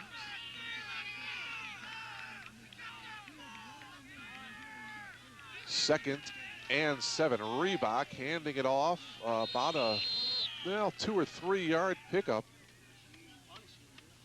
Wilharm, it'll bring up 3rd and 4. Well, we've seen some of the mistakes that have happened today at both teams, and talked about the turnovers have been key here in this game. But each team, Mark, only had one returning offensive lineman with any experience, so it's been a wholesale changes on the offensive line for both teams, and at times you've seen some of that inexperience here today. But you don't like to see it in the 6th week of the season. You don't like to see it down to the goal line, which is what has happened a couple different times. Royals on 3rd and 4. The quick hit to Salem as he tries to get around Garrett Hibbler, but he cannot. And they will not pick up the first down. It'll bring up 4th and 4. No gain that time. Also, Zach Teschner came in on the play. Actually, they lost a couple, Steve, so it's going to be 4th and 6 as they spot it at the 41. And they're going to punt it away. Not much there. Quickly on top of that defensively right there to Garrett Hibbler. You saw him respond immediately. He was not surprised by that play. Hibbler and Dismuke awaiting the leisure punt. Oh. Off the side of his foot. This is a bad punt, and where are they going to mark it? Looks like it's going to be at the 38-yard line. So the Maroons take over with exactly 2 seconds remaining here in this 3rd quarter. Just a 21-yard punt. And again, the Maroons will get a chance to see what they can do. Here is basically this 3rd quarter is just about in the books. 2 seconds remaining. Well, the Maroons, after having 2 touchdowns taken back on penalties, still find themselves, they're only down 6. It's still a ball game, anybody's right game. 1st and 10 from their own 38. Again, probably the final play of this 3rd quarter, and Dismuke handing it off to Hibbler. Hibbler has some room as he cuts to the outside, makes a move across midfield to the 40-yard line, shoved out of bounds at the 39-yard line by Steve Satterley, and that's the end of the 3rd quarter. And it comes with a fine Garrett Hibbler run for the Maroons. We played 3 quarters of football here at Memorial Field in Elgin. The Royals over the Maroons 6-0. We'll be back for 4th quarter action in a moment.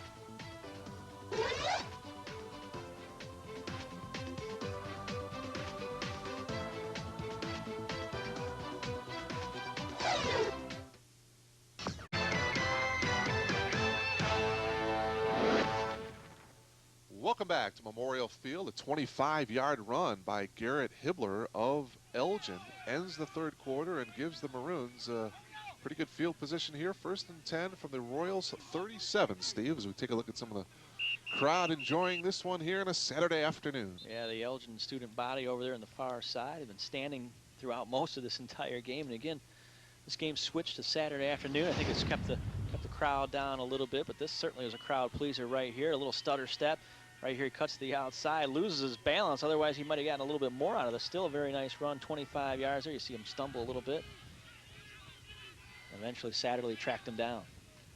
So it's 1st and 10 Maroons from the 37 of the Royals, and the give to Javel Cooks, and Cooks will get to the 33, a pickup of 5. So effectively the Maroons moving the ball downfield here as we open up 4th quarter action. Well, that's pretty much what they've done all game. They just haven't been able to get it to Pater. That's it. 2nd and 5 here for the Maroons. We mentioned averaging over 20 points per ball game, but getting shut out through 3 quarters thus far. Cooks, again, the ball carrier, who will get back to the line of scrimmage.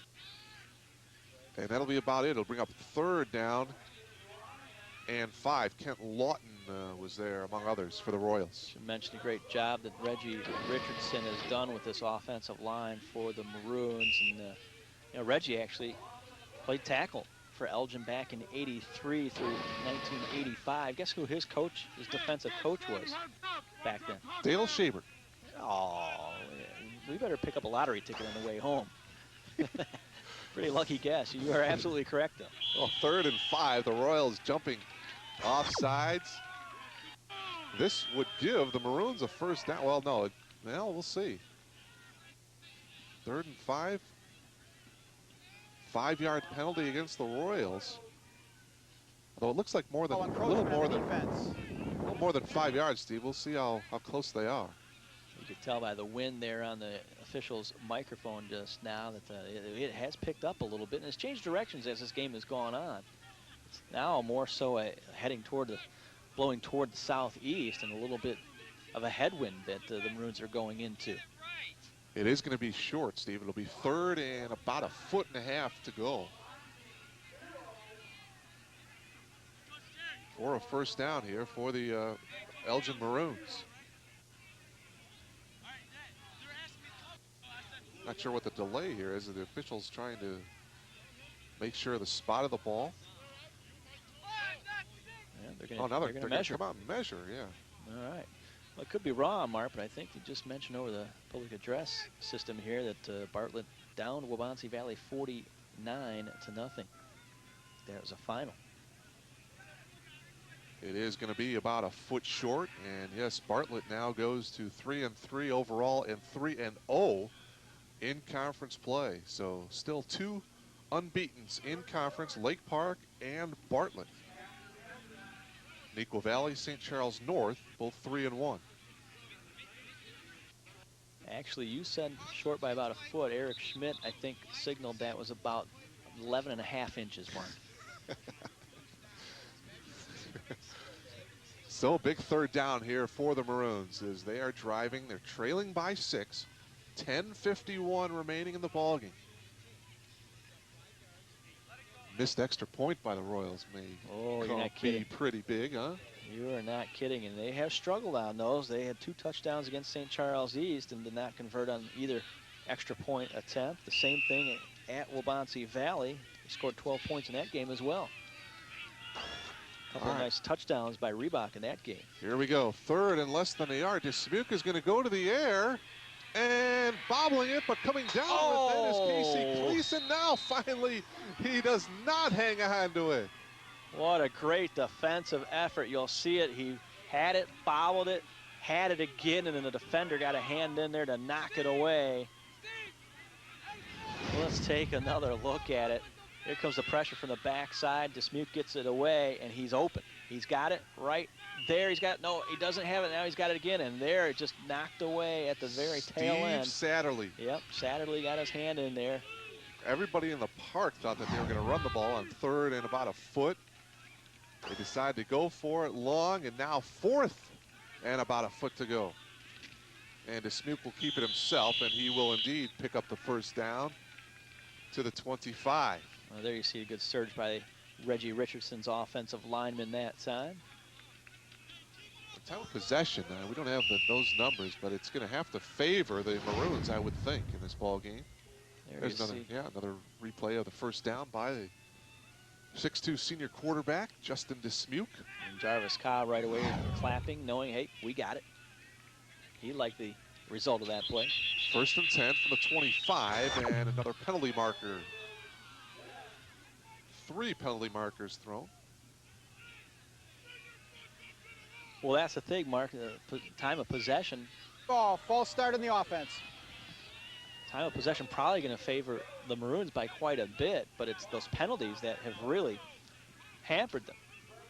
And they had 6 in the first half for 50 yards, and they picked up right where they left off somewhat in that area, unfortunately. And obviously the 2 turnovers in that first half were so key. So the 5-yard walk-off pushes the Maroons back to the 30-yard line of the Royals. We come up on the 10-minute mark of this fourth quarter. First and 15.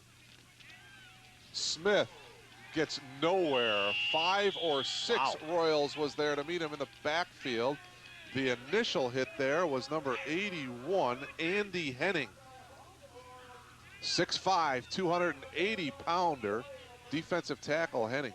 There you see Eric Reebok keeping the arm loose, throwing to Salem. A 5-yard loss on that play, so 2nd and 20. Boy, that play just never got underway as the Royals snuffed that one out. 2nd long here for Dismuke. Well, we've seen this before. The Maroons get about the 20-yard line or so and move backwards. Yeah, and Dismuke getting hit backward again. Another loss on the play. Kapangiangi, the linebacker, was there to bring him down for another loss. Bring up 3rd down and a whole bunch as we are under 9 minutes to go. Here's another look. We'll see here that the Royals come with some pressure again. Dismuke looking around, and immediately there you see a couple bodies come flying up, and he didn't stand a chance there for another sack. The Maroons seemed out of sync offensively on that play. They didn't seem like they were on all cylinders there. Yeah, a little out of sync. Part of that's due to Elgin Larkin putting the pressure on him. There's delay of game now. Now there was a 4-yard loss on that play, and now another flag, and the penalty against the Maroons. It's going to bring up 3rd and about 30. Dead ball, delay game on the offense. Wow, another 5-yard walk-off after the delay. 3rd down and 29. Wow, some more penalties. Just killing the Maroons here. 8:22 remaining in regulation.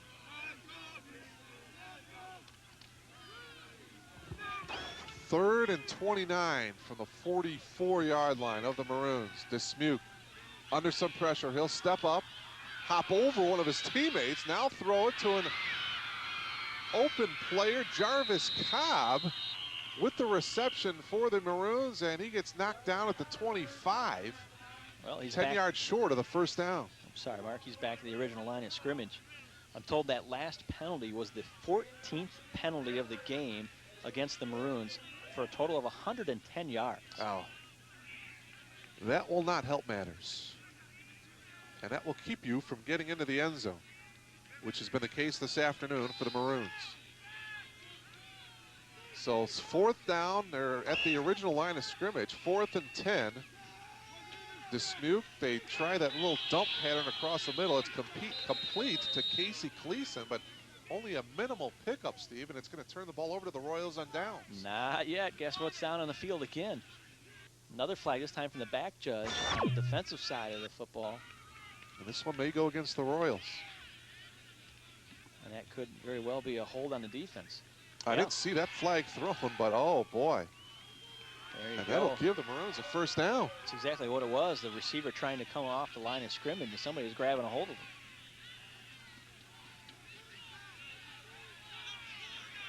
Wow, a costly penalty for the Royals. This gives the Maroons a first down here. One of the few times you saw a couple people on the Maroon sideline clapping, one of the few times they've been able to clap about a penalty. Most of them have been against their side so far. Well, here they are knocking on the door again. Ball at the 13-yard line. 1st and 10 for the Maroons. Again in the red zone. And maybe a yard, that's about it, will be Javel Cooks. Dave Wilharm was there on the initial hit. 2nd and 9. So we come up on the 7-minute mark. A scoreless first quarter, a scoreless third quarter. The Royals scoring a couple minutes into the second quarter, 2-yard touchdown run by Eric Reebok. And that's where we're at right now, 6-0. But the Maroons are threatening here. Dismuke will keep it, and Dismuke will get inside the 10, get wrapped up at the 8. About a 3-yard gain that time as Brandon Ryan was there on the stop again for the Royals. Ryan having a good game defensively for Larkin. Take another look at it here, man in motion. Fake the handoff, little play action, just gonna foul the lead block. Tuck that ball in, young man. This is not the spot for another fumble. They've got to punch it in this time. It's as simple as that. Down to almost 6 minutes to go in the game. 3rd and 6. They can still pick up a first down to about the 3. They pitch it to Hibbler, looking for that right corner. He cuts in, and he is in. Touchdown. Garrett Hibbler. Yep, you need a big play. You get it to your big play athlete, your best athlete, and get it in a position where he can use his athleticism.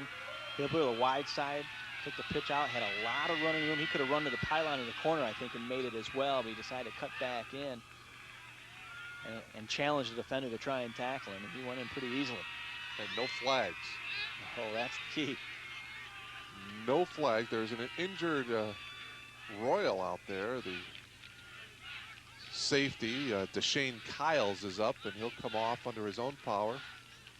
Deshane Kyles, a 5'8" senior safety, and now the ever important extra point attempt. We are tied at 6. Hold everything. 6:05 to go in the 4th. They finally pulled even. So we'll see what the Maroons decide to do here as, boy, it looks like they're going for the 2-point conversion here. Interesting. Dismuke handing it to Smith. Smith will not get in as he will get gang tackled there. Kent Lawton was at the bottom of that Royal pile, so the score remains deadlocked at 6 with 6:05 remaining.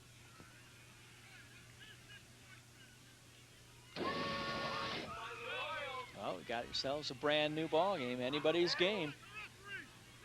And the Maroons not necessarily with a very good kicker, not their forte. They go for the 2-point conversion, don't get it. But they're at least even. Worst case scenario, you're still tied. You know, again, all the penalties and whatnot, they're tied. They're very fortunate to be in the position they are in. So 6 minutes and 5 seconds remaining in this ball game here at Memorial Field. The Larkin Royals now trying to perhaps march in for the game-winning drive here. Well, of course, bragging rights on the line. Obviously trying to stay in the playoff hunt. And of course, the town jug is at stake.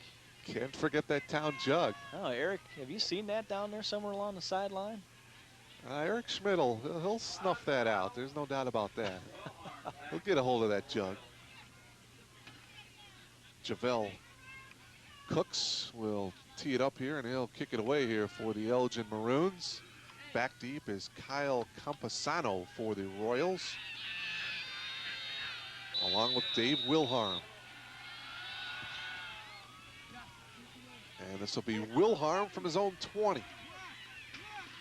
Up the middle running for Dave as he gets to the 35-yard line. 15-yard return for Wilharm, and 6 minutes and 2 seconds remaining here in regulation. The Royals and the Maroons deadlocked at 6. Well, having a very good kicker at the high school level, Mark, what a great advantage. You see some schools that have good kickers. We saw it in the game that we did with the Napervilles. Chris Nendick from Naperville Central, a fantastic kicker. Almost all of his kickoffs this year have actually gone into the end zone. Some have even gone through the uprights. Royals keep it on the ground to Campasano, who gets about a 2-yard loss. Let's go down to Eric Schmidt. Eric, what's going on? Guys, of course I know where the jug is. Did you think I wouldn't? It's not on the field, of course. Jim Giuliano, the AD at Larkin, is keeping it in his car trunk for safekeeping. So we'll see that awarded at the end of the game, fellas. He is on top of things always, and we would like to thank Jim Giuliano, the athletic director at Larkin, also Melanie Meidel, the athletic director at Elgin, for all their hospitality and the great hospitality here at Memorial Field here in Elgin. The pitch, and Wilhelm will get tripped up at the 40-yard line by Teschner, but flag is thrown at the 43. Well, Jim is planning on that not probably even coming out of the trunk. He wants to make sure it stays in Larkin's hands. Well, this is not going to help matters. A holding call against the Royals. 10-yard walk-off. Jarvis Cobb and the rest of the Maroons are wondering if they should take it or not.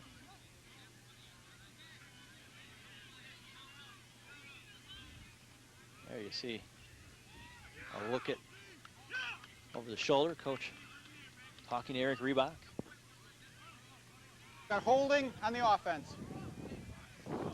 10-yard walk-off will push the Royals back to their own 30. And it'll be 2nd and 20. Actually, 2nd and 15, pardon me. I believe that was Coach Pat Pastorio talking to Reebok there, too. Kind of hard to tell over the shoulder shot. To the air, the pass is incomplete. Sam Martinez, the intended receiver, but he got hit hard as he came across the middle there. Bring up 3rd down for the Royals.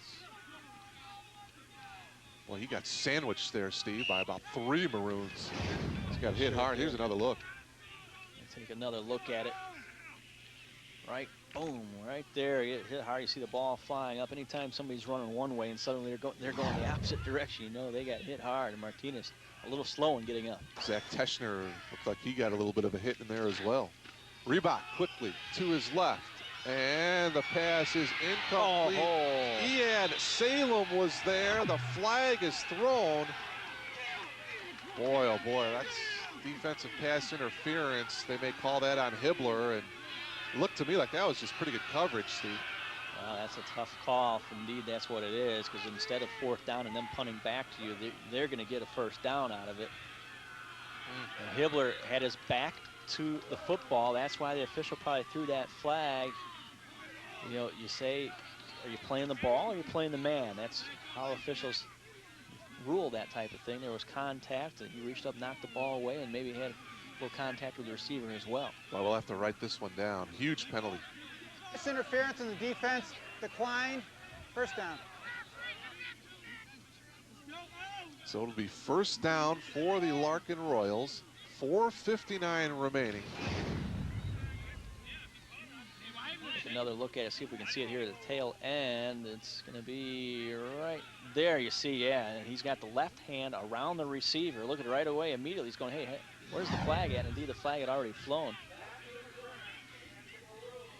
Salem saying, hey, he's got a hold of me. That's got to be a penalty. He reached around with the left arm and used the right arm to bat the ball away, and was really kind of playing the receiver instead of the ball. They're both going for it, Mark, most of the time. Officials, you recognize that in a judgment call, and you keep the flag in the pocket. But something like that, where Hibbler never even turned around to look and made contact, it's going to draw a flag almost every time. So 1st and 10 Royals at their own 45. Just under 5 minutes to go. Reebok to the air once again. To the near side this time. Again, the intended receiver, Sam Martinez. This time, Emmanuel Smith was there on the coverage. Ran the same play, just to the other side with the other receiver. 2nd and 10. Almost nice over the shoulder grab. Got to wonder if Martinez still seeing a little bit of stars after getting hit hard a couple of plays ago. That was a huge hit. Yeah, didn't quite have the foot speed to catch up to that pass. Reebok's got a nice little ball, Steve. Throws back the 2-3 step drop and just lets it hang out there. Throws it in good position for his receivers to catch it. Salem and Martinez, the 2 wideouts here for the Royals. 2nd down and 10. They will keep it on the ground. Wilhelm will get to the 47.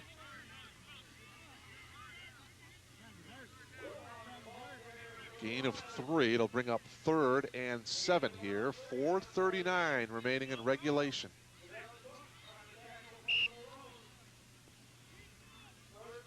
Boy, what a great advantage, though, Mark. I started to talk about it a moment ago about having a great kicker. And I use Chris Nendick as an example since we just saw him recently. You know, almost every time the other team's not going to get good field position to start with. You know, he kicks the ball into the end zone. They get it at 20. Kickoffs we've seen here, not to pick on the kickers today, but, you know, they're landing at the 20, and then they're getting to return it from that point.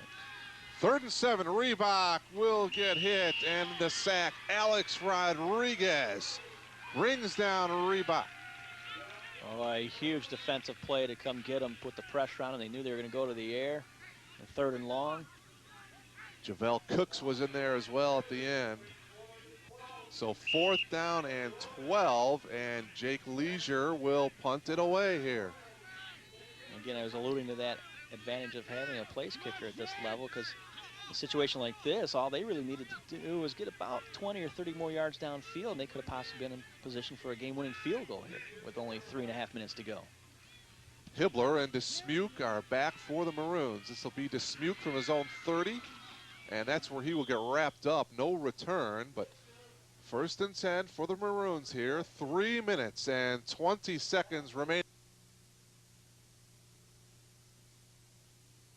We're back to Memorial Field. Garrett Hibbler with a 5-yard run as he gets to the 35 for the Maroons. It'll be 2nd and 5 as we come up on the 3-minute mark. And Steve, let me ask you, the Maroons here with exactly 3 minutes to go, you play conservative, or do you try to go deep here? Well, Mark, you go with what's worked. Well, there you go. Garrett Hibbler almost broke that just now. A little stumble, initial hit, got 5 yards out of it, but if he could have kept his balance, kept his feet, that could have turned into a big gainer. Dismuke giving it to Smith, and Emmanuel Smith will get gang tackled there. Alcid Chambers was there on the hit along with his teammate Brandon Ryan. Just keep trying to move the football. To the 37, 3rd and about 3. The main thing, Mark, is you got to string together at least 1 first down here, if not 2, because you don't want to give them the football back with time for them to score. Well, equipment timeout here, the officials. Let's go down to Eric Schmidt. Eric, what have you got? Thanks, fellas. We've got the athletic director at Larkin, Jim Giuliano. Jim, you're very familiar with the conference, no doubt, huh? Yeah, I've been around, been with the district for 23 years, and so I've been with the Upstate 8 for a long time, and coaching football and baseball back at Stream High School. Now, what brought you over to Larkin? Well, I was a dean at Bartlett for about 6 years when we opened the school, and just decided to get back into athletics. That's where all the fun is. Now, there are a lot of problems when you have 2 teams sharing the same field like you and Elgin do? Not really.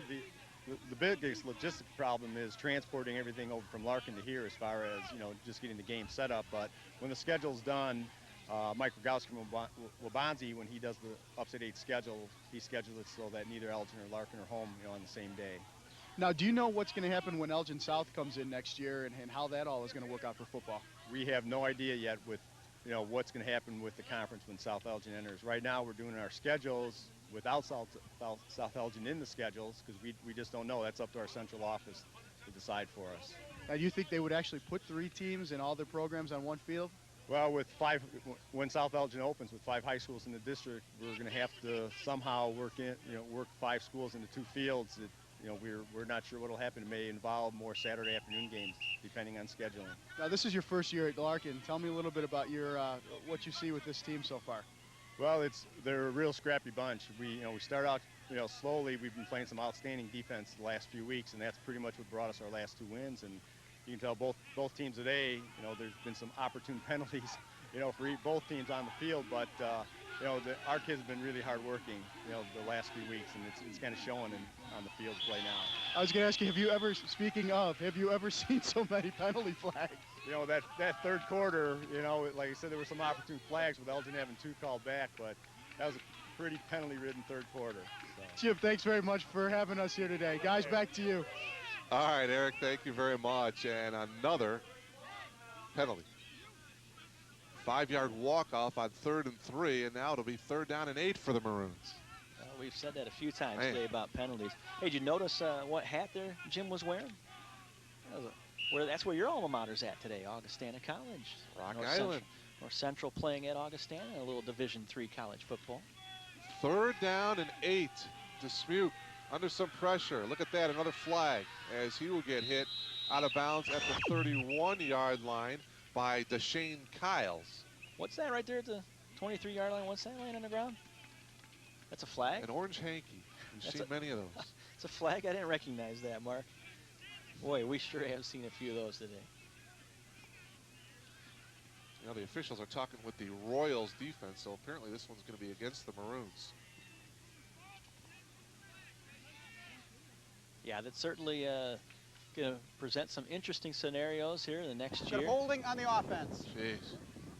South Elgin comes in, as Eric and Jim were just talking about.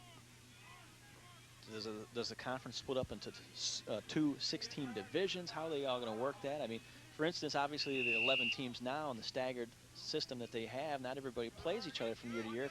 For instance, Larkin does not play East Aurora this season, whereas Elgin has already played them and beaten them. You know, examples like that. Not everybody matches up against everybody. Well, 2 penalties in a row here for the Maroons. It is now 3rd down and 26 from their own 14. It was 3rd and 3 a couple minutes ago, and Javel Cooks gets maybe a yard, and that's it. 4th down and long with 1.5 minutes remaining, and the Royals take a timeout. Take a timeout because they want to get the football back. 1:32 on the clock, and of course the situation now where the Maroons are going to have to punt from their own end of the field. Well, next year, of course, you mentioned there'll be 12 teams in the conference, and well, I just hope they rename the conference to the Upstate 12. I mean, that would be the right thing to do, wouldn't it? Well, something. They got to come up with something better than Upstate 8. You just joined us. Not the Upstate 8 of late. That would be the more appropriate name. We are tied at 6 with 1 minute and 32 seconds to go in regulation. The Royals started off with a touchdown with 10:02 remaining in the second quarter. And then the Maroons scoring here in the 4th quarter. And you can learn about the latest happenings, important health news, and upcoming events on Community Connection, only on the Comcast Network. For showtimes, you can log on to our website at www.comcastnetwork.tv. That's Community Connection right here on the Comcast Network. It was at the 6:05 mark of the 4th quarter where the Elgin Maroons scored their lone touchdown, a 9-yard run by Garrett Hibbler. The extra 2-point conversion was no good, so we're tied at 6. Cobbs to punt it away for the Maroons. And this will take a Royals roll, and it will end up at the 35-yard line of the Maroons with exactly 1.5 minutes remaining in regulation. The Royals looking for a game-ending winning drive here. The worst possible time for a 22-yard punt. Kicking into the wind just a little bit, and like you say, took a Royals roll and it set them up in pretty good position at the 35-yard line. 6-6, the Larkin Royals and the Elgin Maroons. This 42nd meeting, and Reebok is going to start this possession out of the gun with 3 wideouts to the bottom of your screen. Reebok, the quick hit to Martinez, who breaks 1 tackle, and he'll get to the 33, a pickup of 2. Justin Opsahl was there on the tackle as we come up on 1 minute and 10 seconds to go. 2nd and 8. Yeah, you're right, Steve. With a questionable kicking games, Royals are looking to get it into the end zone. Eric Reebok now goes under center. 5 wideouts here for the Royals. 2nd down and 8. He'll take it up the middle himself. He'll get the 1st down as he is inside the 15 to the 14-yard line. Well, again, to talk about the experience. Indeed, they quickly call timeout with 51 seconds. There you see Reebok, the experience of playing on the defensive side of the field last year. He recognized immediately, hey, I've got some running room here for the quarterback sneak. Last time we saw a quarterback sneak go for that many yards, I think we were watching your your alma mater, North Central College, when we saw a quarterback sneak go for about 50 yards. Remember that? You tried to forget that, I know, because it was Milliken, I believe, that ran that far. But regardless, Reebok spotted something there that he thought he could exploit, and he certainly did with a big jaunt right down the middle of the field. This one went for 16 yards. Yeah, that's the second time this afternoon that Reebok did that. And we mentioned the spread offense, the 5 wide receivers, and Eric saw something, and boy, a huge pickup. 1st and 10 for the Royals from the 14-yard line. 51 seconds remaining. It would be a 29-yard field goal attempt right from there, but the Royals want to get it into the end zone here. I believe they still have their 2 timeouts remaining. Yeah, 29 or 30 yards with a crosswind. Not the most ideal conditions for a field goal. Reebok will hand it off to Wilharm, and Wilharm maybe a yard to the 13. That's about it. Hurry up offense here. 42 seconds. 40 seconds. 2nd and about 9. Reebok again to Wilharm. And Wilharm to the 11. Justin Reich was there. And they're going to hurry up and, I believe, try to spike this one. Reebok. And he does. Stop the clock with 19 seconds remaining. I say, you know, they ran 2 plays in the middle of the field, Mark, obviously to keep it in the middle of the hash mark to give them a little bit better shot on the field goal. You know, a little bit better angle, straight on. Bring up 4th down. The ball's at the, right at the 10, or at the 11-yard line, so it'll be a 26-yard field goal attempt for Lawton. 2 very conservative runs to set this up for the straight-on kicker. That's what they wanted. You're a kicker right here. You're shooting for that right upright because the crosswind is going to blow that ball back. And now the Maroons are going to call timeout and let him think about it a little bit. 19 seconds remaining. Eric Reebok to hold for Kent Lawton, who will attempt perhaps a 26-yard field goal. You think they wouldn't go for a fake, would they here? No. 19. Unequivocally. No, unequivocally no, Mark. 19 seconds remaining. 6-6, this 42nd meeting. Of course, the Royals holding the 24-17 advantage. They have won the last 8 of 10, including last year when they won 41-7 over the Maroons. But this afternoon, we'll see if they pull it out here. 19 seconds to go. Eric Lawton could be the hero here for the Royals.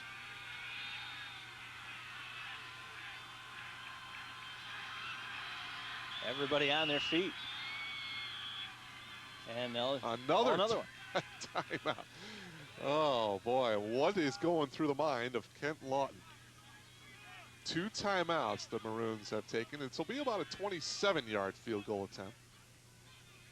After the Maroons timeout, this will give us an opportunity to tell you that this afternoon's game, produced by Frank Granito, our director Anthony Bordignon, graphics Todd Hackle, our technical director, Peter Lilly, Dale Van Duzer on audio, our tape replay operator, Mike Lepick, our camera operators, Dave Kleeman, Lee Denham, Jen Howard, Brian Chimino, Daryl Peterson, our parabolic mic operator.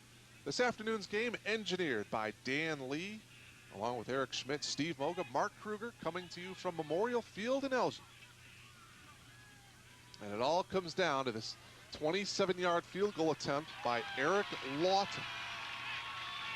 Reebok will be the holder just in case there's not a bad snap. You got a guy back there who can handle the football. 19 seconds remaining. Again, as Steve mentioned, a crosswind. Oh, movement there by the Maroons. Well, indeed. Oh, boy. If indeed Elgin does not win this game, Mark. This was huge. This will make it about a 22-yard field goal. Now it's an extra point. Oh, yeah. On the defense. Yeah, they've got no one else to blame but themselves. That's the 18th penalty for 145 yards. I mean, that's almost as much as a total offense sometimes. That's how much they've been penalized today. 19 seconds to go. Here we go. Good snap. Lawton straight ahead kick, and it is good. Kent Lawton, 22-yard field goal with now 13 seconds remaining. And the Royals lead it 9-6. Boy, that had plenty of distance regardless of that 5-yard penalty. Exactly. Tacked on there a lot better than the first time he tried to kick the football on the extra point. He put the foot to that one. So now the Elgin Maroons here with only 13 seconds remaining. That doesn't leave you much time to do much of anything. See if the Royals kick it deep or if they try one of those squib kicks. Well, what you do, yeah, you kick more of a squib kick. Don't allow that return team to set anything up. Kick it more of a little line drive squib to an up man. Make one of those guys who doesn't have the blazing speed necessarily and isn't used to running it back. Make him try and make something happen. And then gives your defense maybe one play. They got to stop him. Maybe two. So the Royals here looking for the victory here as they came into this game 2-3 overall. So they're trying to get back to the 500 mark, and they will also be 3-1 in conference play if they can hang on to the lead here.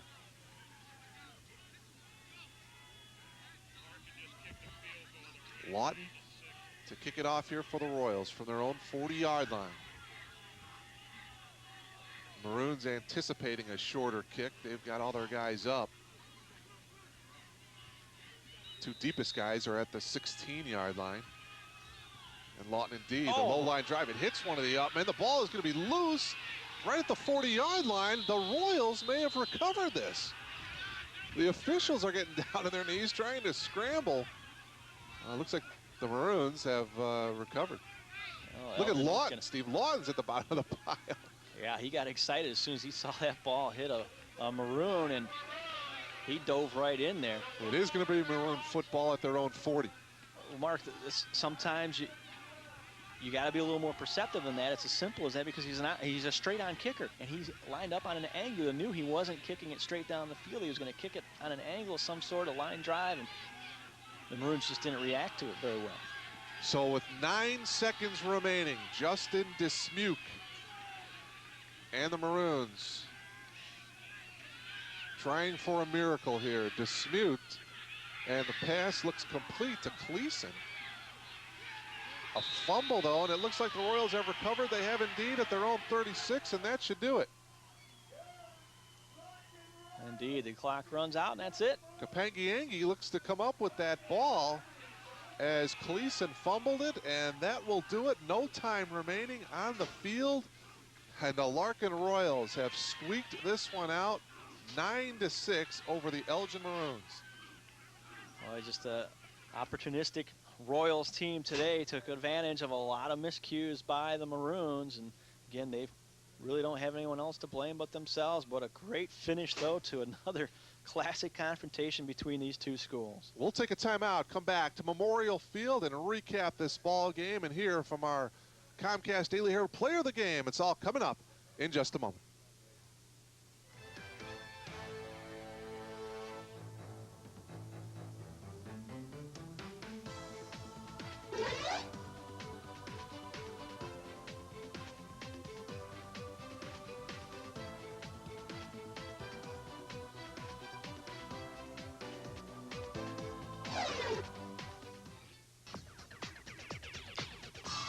You're watching the Comcast Network. Turn to us first.